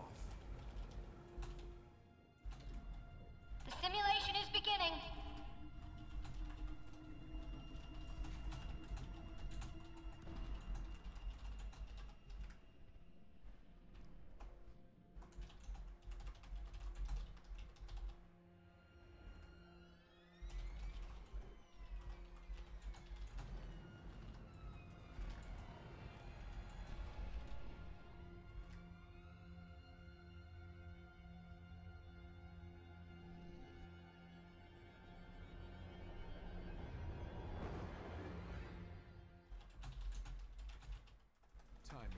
I know. We're completely nucked. Are you sure this is accurate? Will it really? There's a definite margin for error, but I think it's sound. I don't know. I'm so tired. Please don't be mad at me. I'm not. Don't. We'll just stop it. It's okay. We have to. Here's the thing about that. I I didn't exactly plan to shut off the machine in the middle of its routine. So if he starts it up, the only way to turn it off is to overload it, and that'll blow it to smithereens. OMAD's machine is one of a kind. Even I don't know what makes it tick. So, if it's destroyed, we'll never get another shot at Primordus or Jormag. Hello? Are you there? Just letting this all sink in. Rock in a hard place, huh? Rock in a hard place. What do you want to do? Let's hope I can reach him before he has a chance to turn it on. If not, I don't know. I'll make the call then. Good luck. I am... sorry. This general's gonna kill us.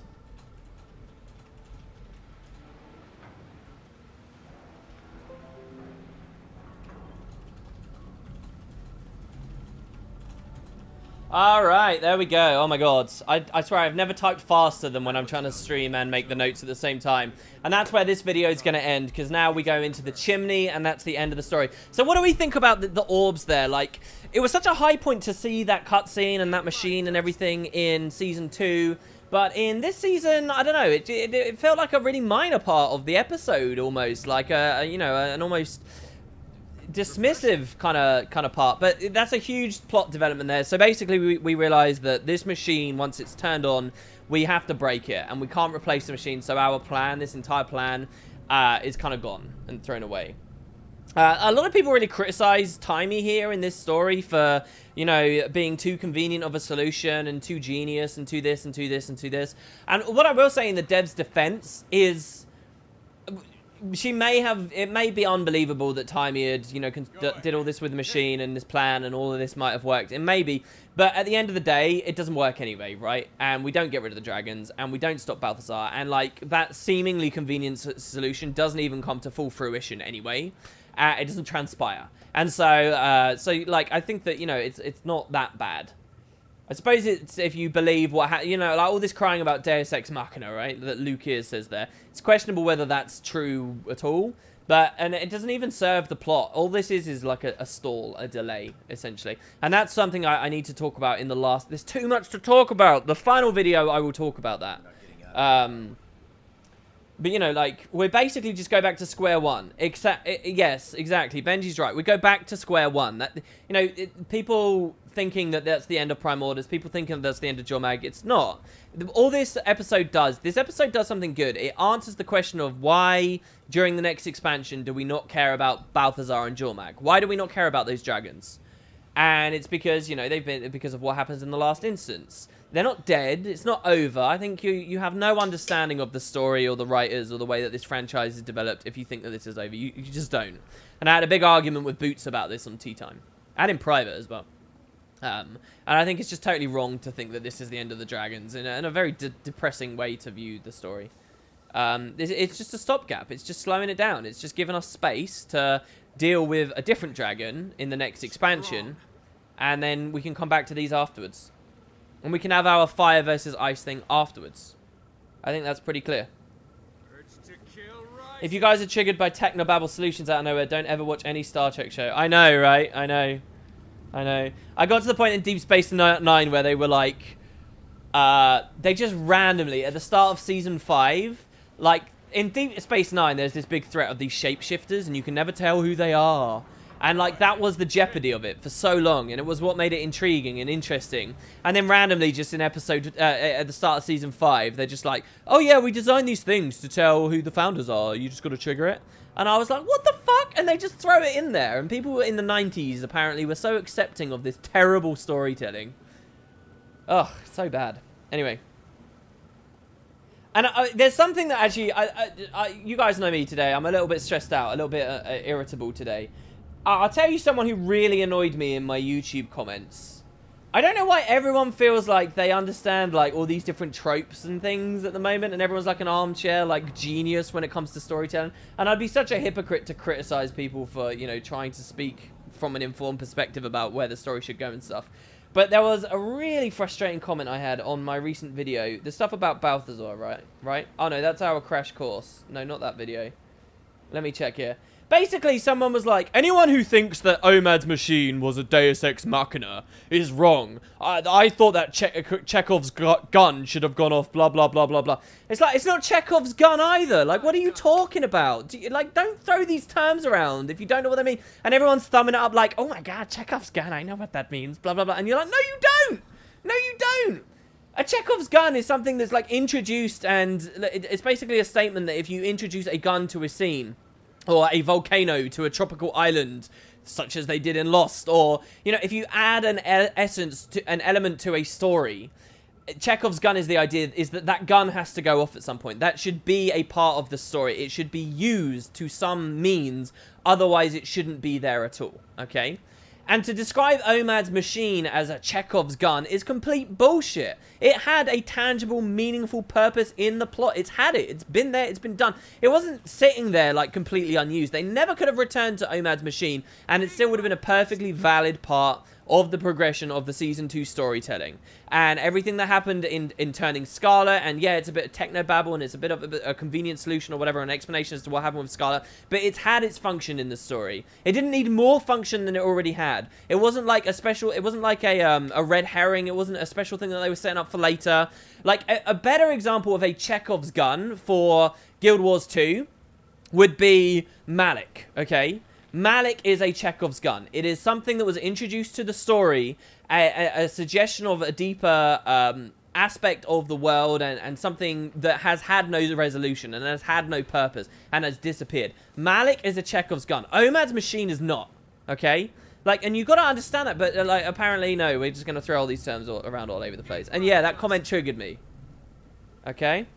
So let's, and I'm not, you know, I'm not like university educated in literature or film even. I have studied film at A level, but like, you know, even I understand this. Let's not, you know, let's take a chill pill. Where's the high horse emote? Yeah, people should be spamming high horse. I want to try Guild Wars 1. Is it possible to play and get enjoyable experience with the current game population? I think so, yeah. But it's probably best if you have a single friend to do it. I've always said, if you're going to play GV1, get a friend, get pizza, get beer, and have like one night a week where you play through. And I think that's what you should do. Chill pill Valium. Well, yeah, Deus Ex Machina, if you're breaking it down etymologically, it means God from machine, yes. And it's reference to old plays, I think, where they would have, you know, someone flying as a convenient solution at the end.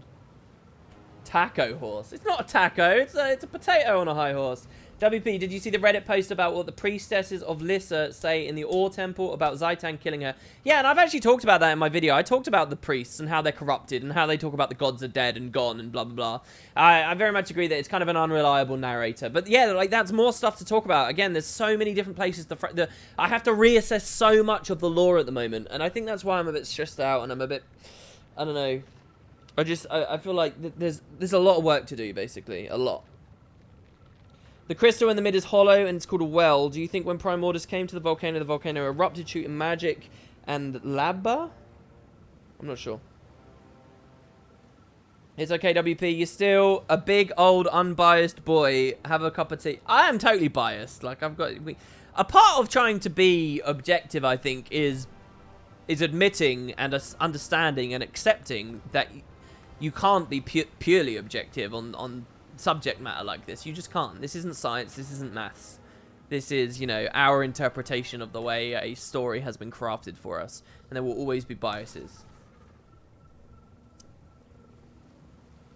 My thing about the volcano, by the way, I was not talking about Guild Wars. I was talking about in Lost, there was, they established that there was a volcano on the island at one point, and it seems like it... In fact, there was there was an interview with... It was either Carlton Cuse or Damon Lindelof kind of recently, where they basically said, yeah, we were thinking about that being a series finale event at one point. We were going to have this volcano go off, but they never did in the end, and it was never touched on again. But that volcano, there's a scene where there's these Dharma characters in a classroom, and they hear about a volcano on the island, and it's never touched on or used or anything else. It does not serve the plot in any respect. That volcano was Chekhov's gun. Right? Like, so that's a good Lost example, the volcano on the island that never meant anything in the end. Similarly, in Season 5, they introduce an atom bomb, which then comes back for the finale, or a hydrogen bomb, sorry, which comes back for the finale later. Another good example of it being used. Something I'm wondering is, since Balthazar absorbed the magic from the Bloodstone, did he need that magic to come into the world again? And is he... great question as well. I really should be keeping a list. I really should be keeping a list. You make me want to do a rewatch of Lost. I don't know. Lost was very dishonest as a show. If Lost didn't have as good characters as it had, I think it would have been a miserable failure in so many respects. Like, when you really sit down and look at Lost... my Heart of Thorns review was inspired by a guy who did a ridiculous Lost analysis. And he's from a very biased perspective and very, very aggressive about the show in ways that's not always reasonable, but a very, very good breakdown of just how dishonest that show was. Anyway. Would a broken Kalidbolg be a Chekhov's gun? Sure, I guess. I would never really think to describe it as that, though. Like, we don't have to force these terminologies onto everything. You don't have to do that. I mean, that was more of an unresolved function of game mechanics, right? Rather than anything else. When people speak about Chekhov's gun, I think usually they think of it as being like a pivotal story, a pivotal aspect of a narrative, right? And I don't know whether you can really describe Broken Kalidbolg as that, right? Speaking of Lost, which TV series is my favorite, including animated series? I don't know, I think Lost is up there for better or worse. Everything that it did, what that show means to me, what that show taught me about having great characters, the importance of having good characters, essentially, and the setting. And Lost was doing things on TV that were amazing before a lot of other shows ever did it. Lost means a lot to me as a person. It's probably, objectively speaking, not one of the best shows. I don't know, I'm kind of bland with a lot of my opinions about TV. Like, I'm a huge fan of Breaking Bad. My current favorite TV show right now is Better Call Saul. I think their most recent episode, Chicanery, was one of the best pieces of television I've watched in years. But, you know, like, I'm a big fan of Game of Thrones. I don't know. Don't let me act like I've got some amazing refined taste or something, because I don't. Fringe was okay, yeah, in the beginning, but then got really bad. I would agree with that, definitely.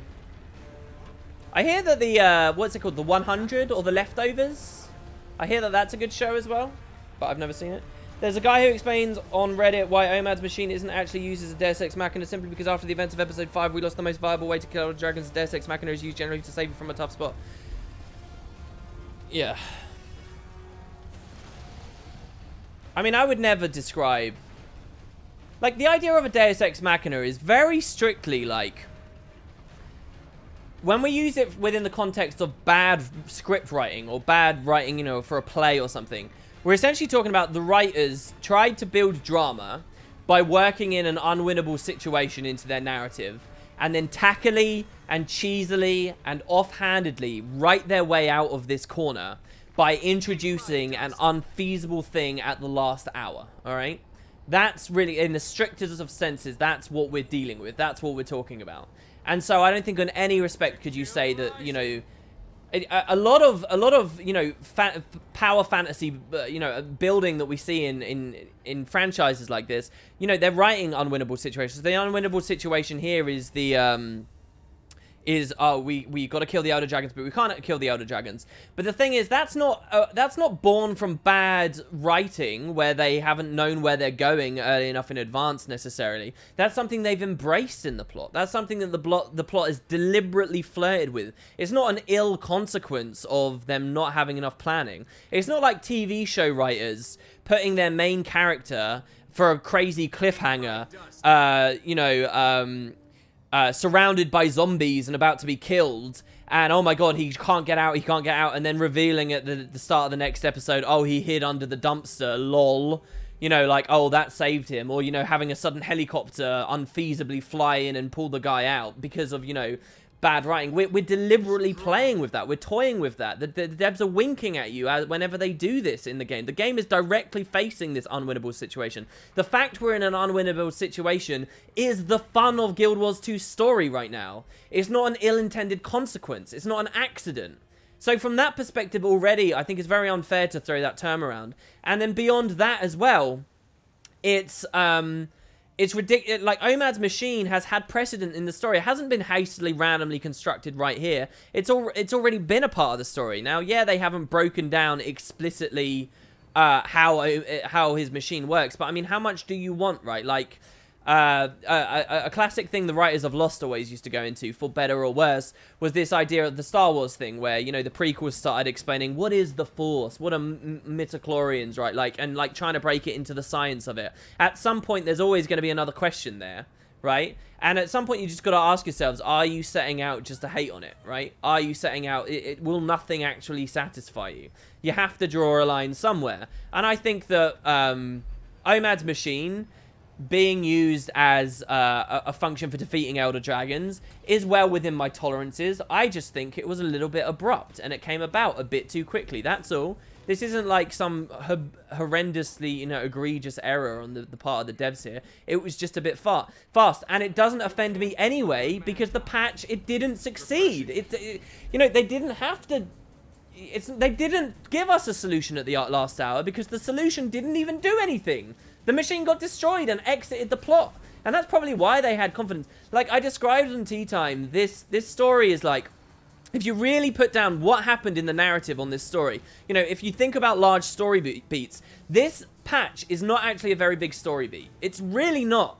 All it is it's just another delay, right? It's just, okay, this is why, and it's an important thing to delay. It's an important thing to give people a reason why we don't care about Jormag and Prime Orders over the next little while. It's excellent that they set out to answer that question, and I like that they answered that question. But realistically, what happens in this story, Timey didn't do anything that exceptional.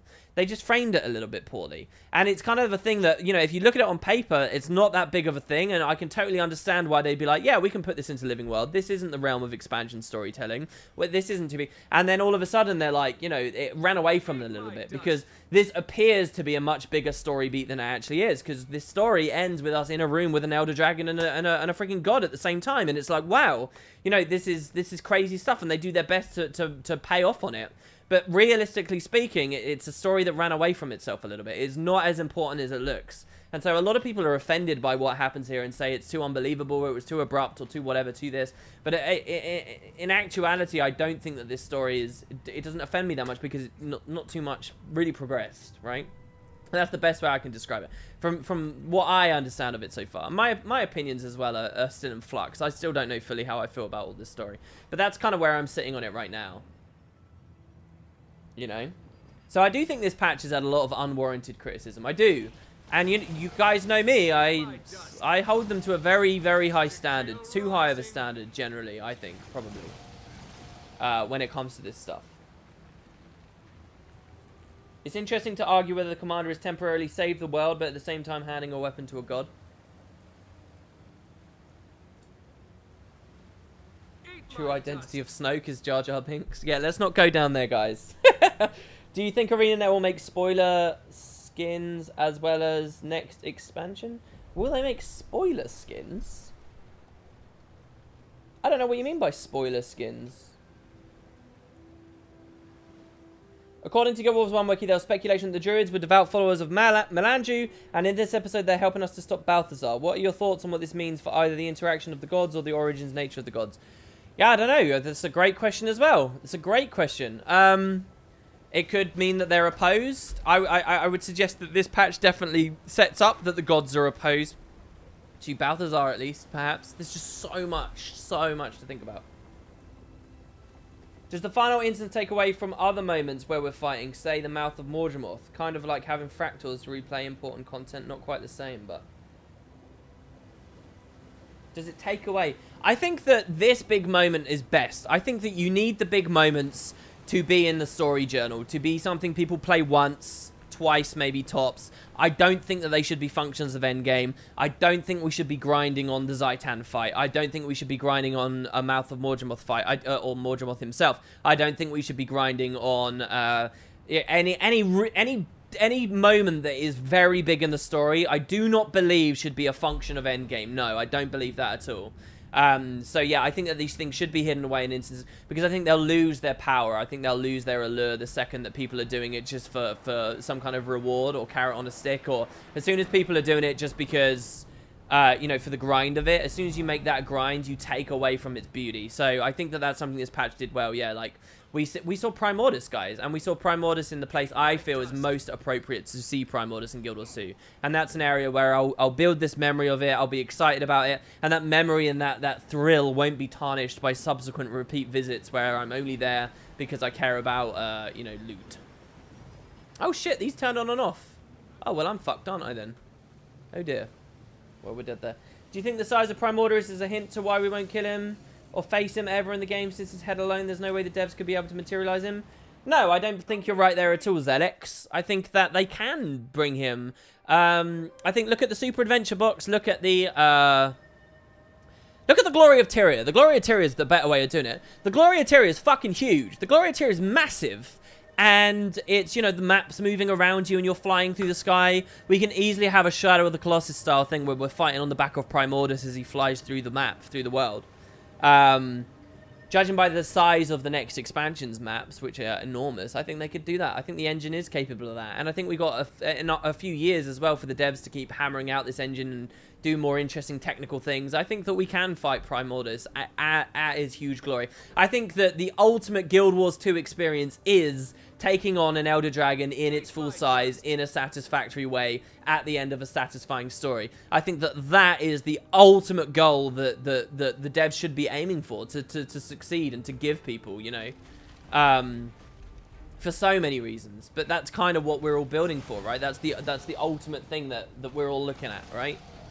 Eat my dust. So I think that they should do that.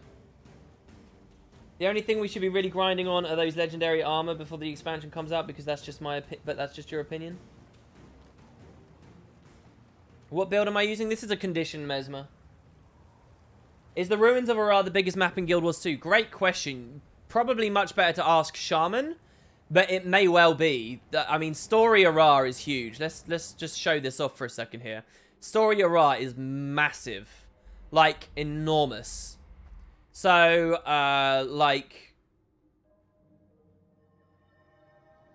let's see here. I'll show you Explorable first, right? Explorable is way smaller. Explorable itself is massive. Oh, I can't show you Story. Ugh, I hate that they did this. Ah, ArenaNet, why? I do have some video files of the other thing, but I'm scared of crashing OBS, so I won't turn them on. But, like, this is Explorable, yeah? Right? And in Story, you visit, like, this area here, right? But in Story is, like, this is a tiny little corner of an enormous map. The map, it's, like, 10 times the size of this, maybe? No, not 10 times. Maybe, like, 5 times. So imagine this, and then another one on the right, off on the right, and then another one, and like, 5 across, and then 5 down as well. It's fucking huge.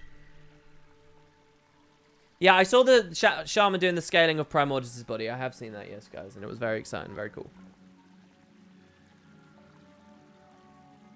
Eat my dust. Oh, check the layers. Does the layers work?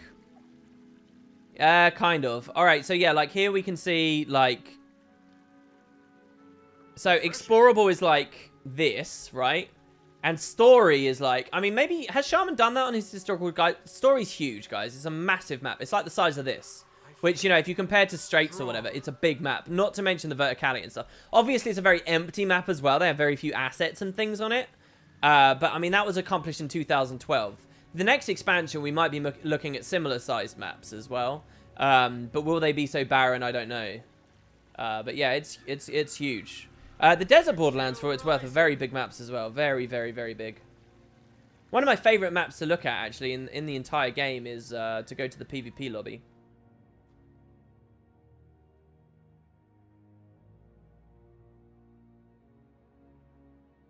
Dead Zaitan is gigantic. Zaitan was tiny compared to what they've set up from this with Primordus. But I mean, like, the Desert Borderlands are enormous, guys. Like, this is a big big map.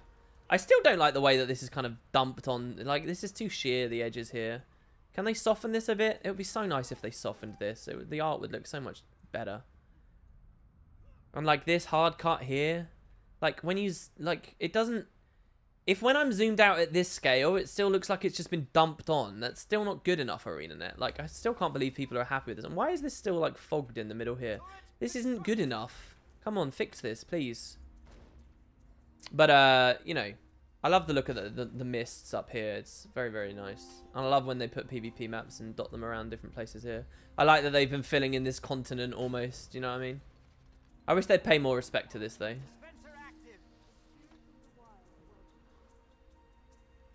Yeah, it was dumped on, but later than they did a patch where, like, they updated it. But they didn't update it. It was still a very slap-dab job. Maybe they'll update it if the next expansion has another Borderlands, which I would like, but I mean, you guys know the whole World vs. World issue. If they did that, then maybe they could just redo a lot of this. The Scroll Brown got the enchanted his bow, allowed it to damage John Meg's tooth, and John Meg's weakness, according to Timey, is Primordus. Does that mean the scroll is related to Primordus? Good question. Maybe. Maybe. Yeah, sure. What about not having Primordus flying and instead... But the thing is, they also sort of suggest that all divine magic is resistant to gods, to Elder Dragons or Elder Dragon corruption, which we saw in Season 2, and I wonder whether they'll return to that with Balthazar. Why are the potatoes getting more and more hideous every stream? This one's an old one. Don't be mean about this potato. This is a great potato. That's at my old house as well. Anyway, sorry guys. Sorry, we're just looking at a map here. By the way, you can feel free to sub or donate tee-hee-hee-hee now, because obviously, if anyone was holding off, I doubt anyone was. But if anyone was, I just want to be clear that I don't mind the overlays now, obviously. It's not a problem. There is a map of the mist. Try to compare it to the full world map from the Priory Archive so you can see where the mist is located. I think that looking at that map of the mists and thinking of it as a real world is kind of a silly idea anyway, and a bad thing to rabbit hole to go down. Even this I sort of don't like the look of too much. I really like the thought of when we can finally explore the Woodland Cascades, that they'll do a map up here, and this will be underground. I think that would be so cool if they shifted the map art so that the Bastion only appeared underground. I love the lighting when you look at the underground version of Tyria here. I think this looks so good too. When the clouds aren't there, and then upper level you get the clouds.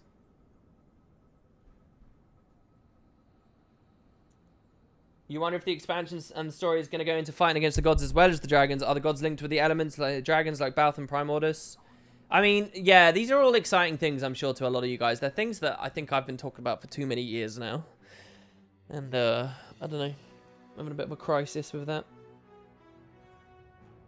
You hope we get to visit the Bloodstone Caverns deep underground in the next living world?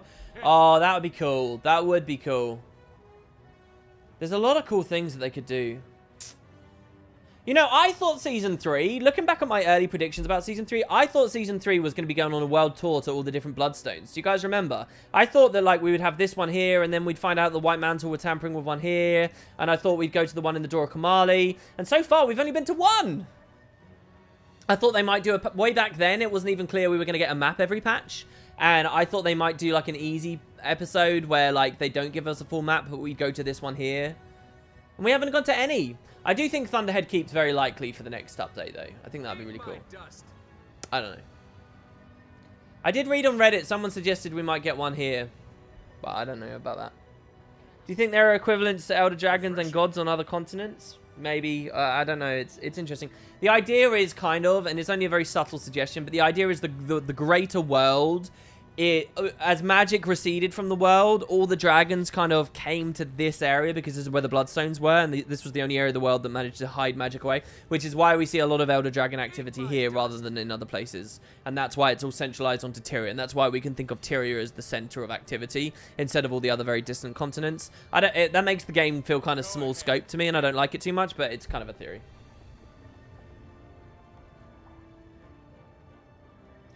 I suspect we'll go to whatever it is around the Eye of the North. That's a great idea as well. I like that idea.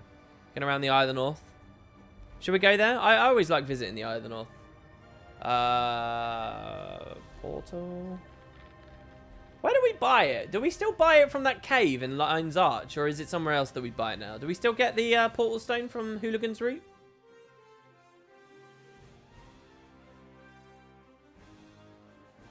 If it turns out it will be the same old Abaddon Balthazar story.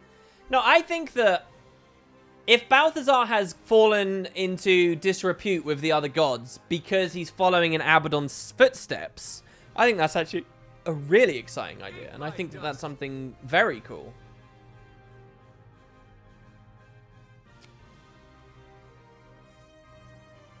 Oh, we do still buy it here, but it's a different NPC, apparently. Is that a thing? Is that right? Let's see. Nope, not you. Oh. Hiya. Nope, not you either. Oh, I hate this music. Every time this music stops there. Oh, guys. Oh, it's so epic. Oh. Well, I don't know what it is about that music. It's so frustrating to hear. It just goes on way too loud. Will they ever make a map north of Brisbane Wildlands where the portal is? That's a great question too. Yeah, that's another really great location that they could do a map and never did in the end. Eat my dust. I mean, it's interesting as well. Think about Season 4, guys.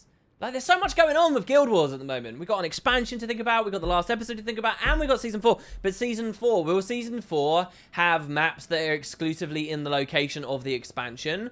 Or will it have maps that are, you know, around Corteria again? Because Season 3 didn't just have stuff in the Maguma Jungle. It had stuff everywhere, right?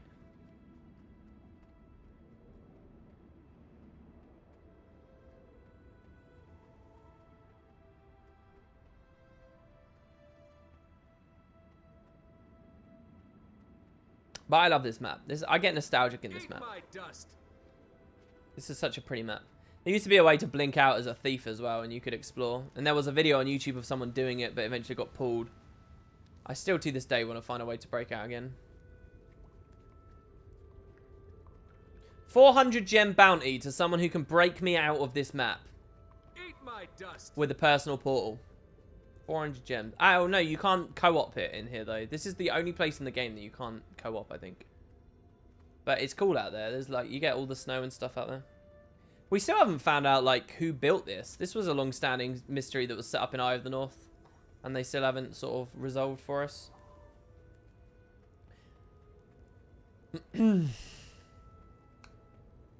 Yeah, guys, please refrain from talking about the leak stuff in chat. You're not going to be... until I start talking about it on videos and stuff, you're not going to get a response from me.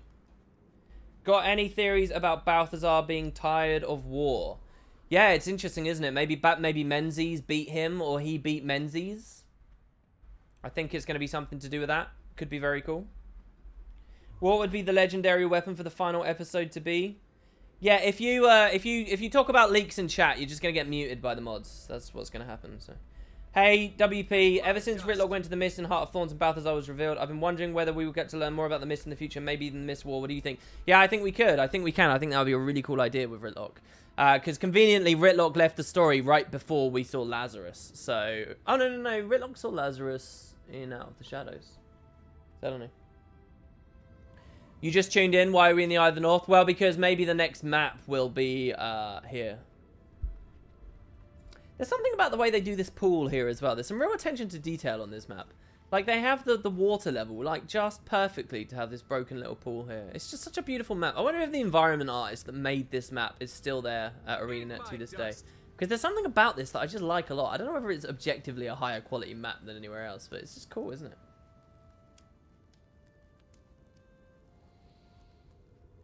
Don't forget he absorbed a bloodstone that many people died on. Maybe that made him tired of war? No, I don't think that's right. I don't think that's got anything to do with anything. WP, could you release the story you played without commentary for those of us that can't play it in-game? That's very curious. Why can't you play it? It's free, the update at the moment. I'd log in and pick it up. Actually, I stopped doing the immersive tours, though, because they just sort of weren't worth it. You were wondering what the last weapon I would like to be. What, for the next episode? I think it should be sword, great swords, or... what else is there? Sword or great sword? Probably just sword or great sword is what I want, I think. What else could there possibly be that they could do? One of those would be nice.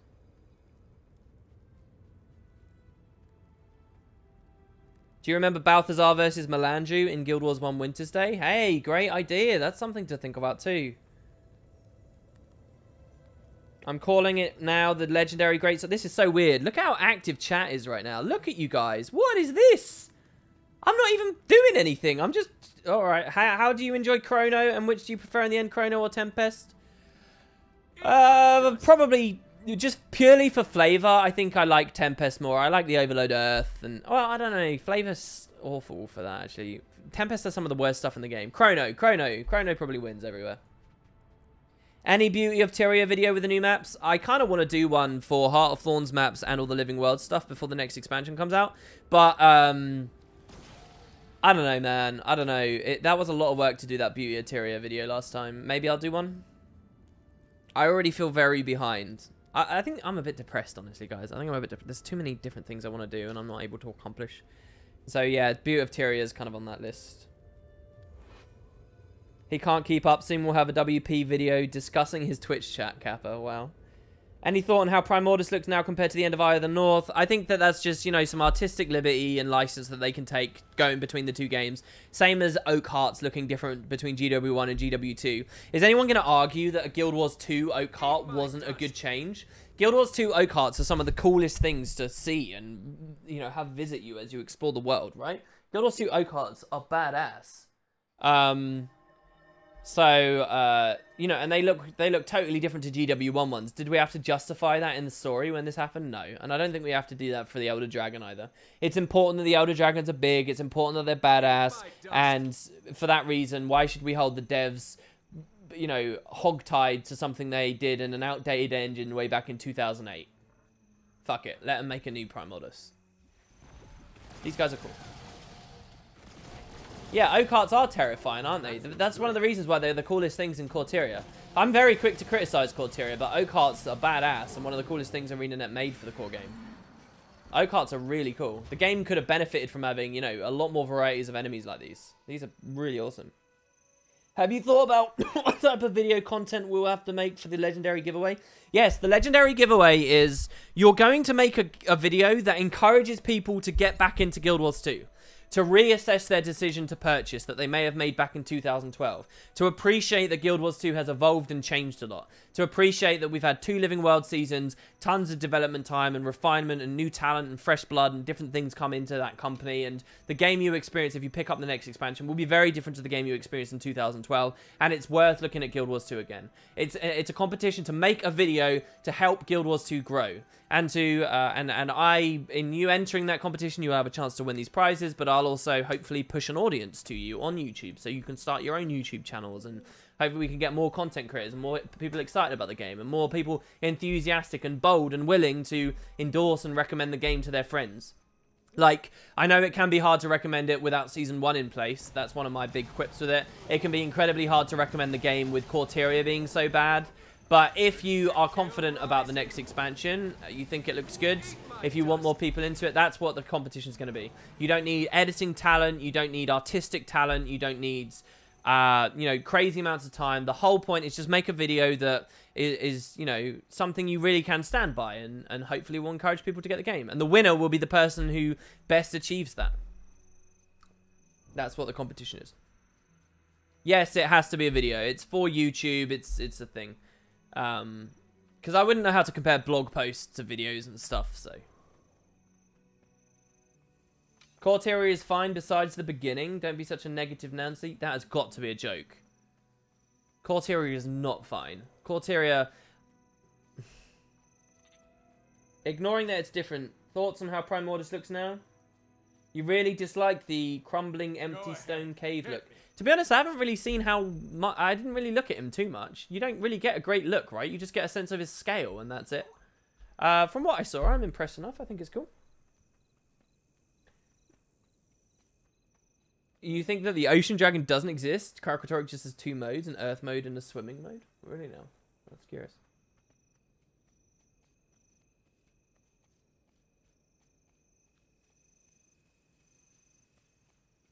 Alright, chat's being a bit gross right now. Chat's being gross defending Corteria.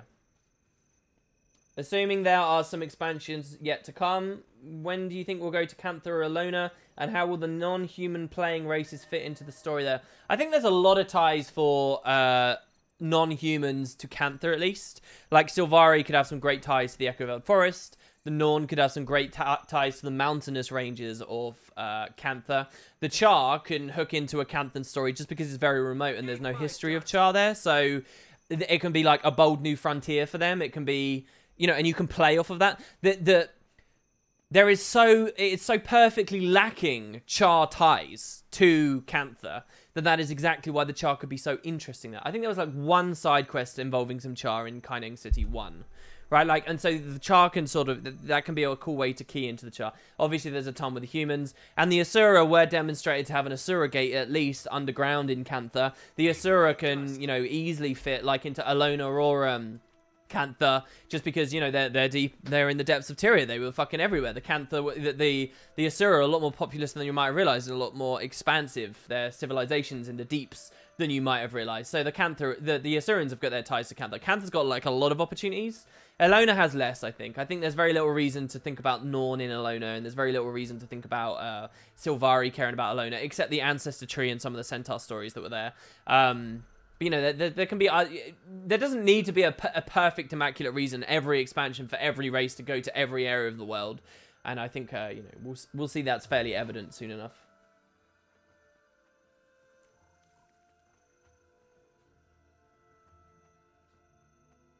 Yeah, thank you, Slickery. What was that other question? Have you bothered doing the Druid back piece? No, I haven't done that yet, sorry. Alright, well, guys, listen. As wonderful as all this chat is, I have to actually make this video now, and the stream's been going for 2 hours, which is the normal amount I do it. We started about an hour early today. Actually, more than that. We had a crash, didn't we? So I've actually gone a bit over. But there we go. So I will leave that there for today. Thank you very much. Is the pop-up still broken? It is. That's hilarious. That is hilarious.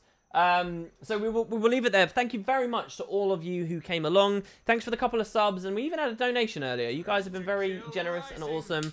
It's been great to see you all today on the Monday stream, and I'll hope to have a video up, if not this evening, then tomorrow, for you guys, where we talk about all this stuff in a little bit more detail on YouTube. And I guess we'll leave it there for the week. Thanks, guys. If you want to join in the Ecto Lottery, if you want to have more conversation and lore discussion stuff, we have so much cool things going on in the Discord. If you click the link that's in chat right now, hopefully one of the mods will throw that down there for you. Come join us in Discord. We've got all kinds of different things going on. And I will see you all on Saturday. Thanks for the lovely chat, guys. And de-stressing me this evening. I'll have a look at my very dusty PC. And I'll see you all very shortly. Catch you next time, guys.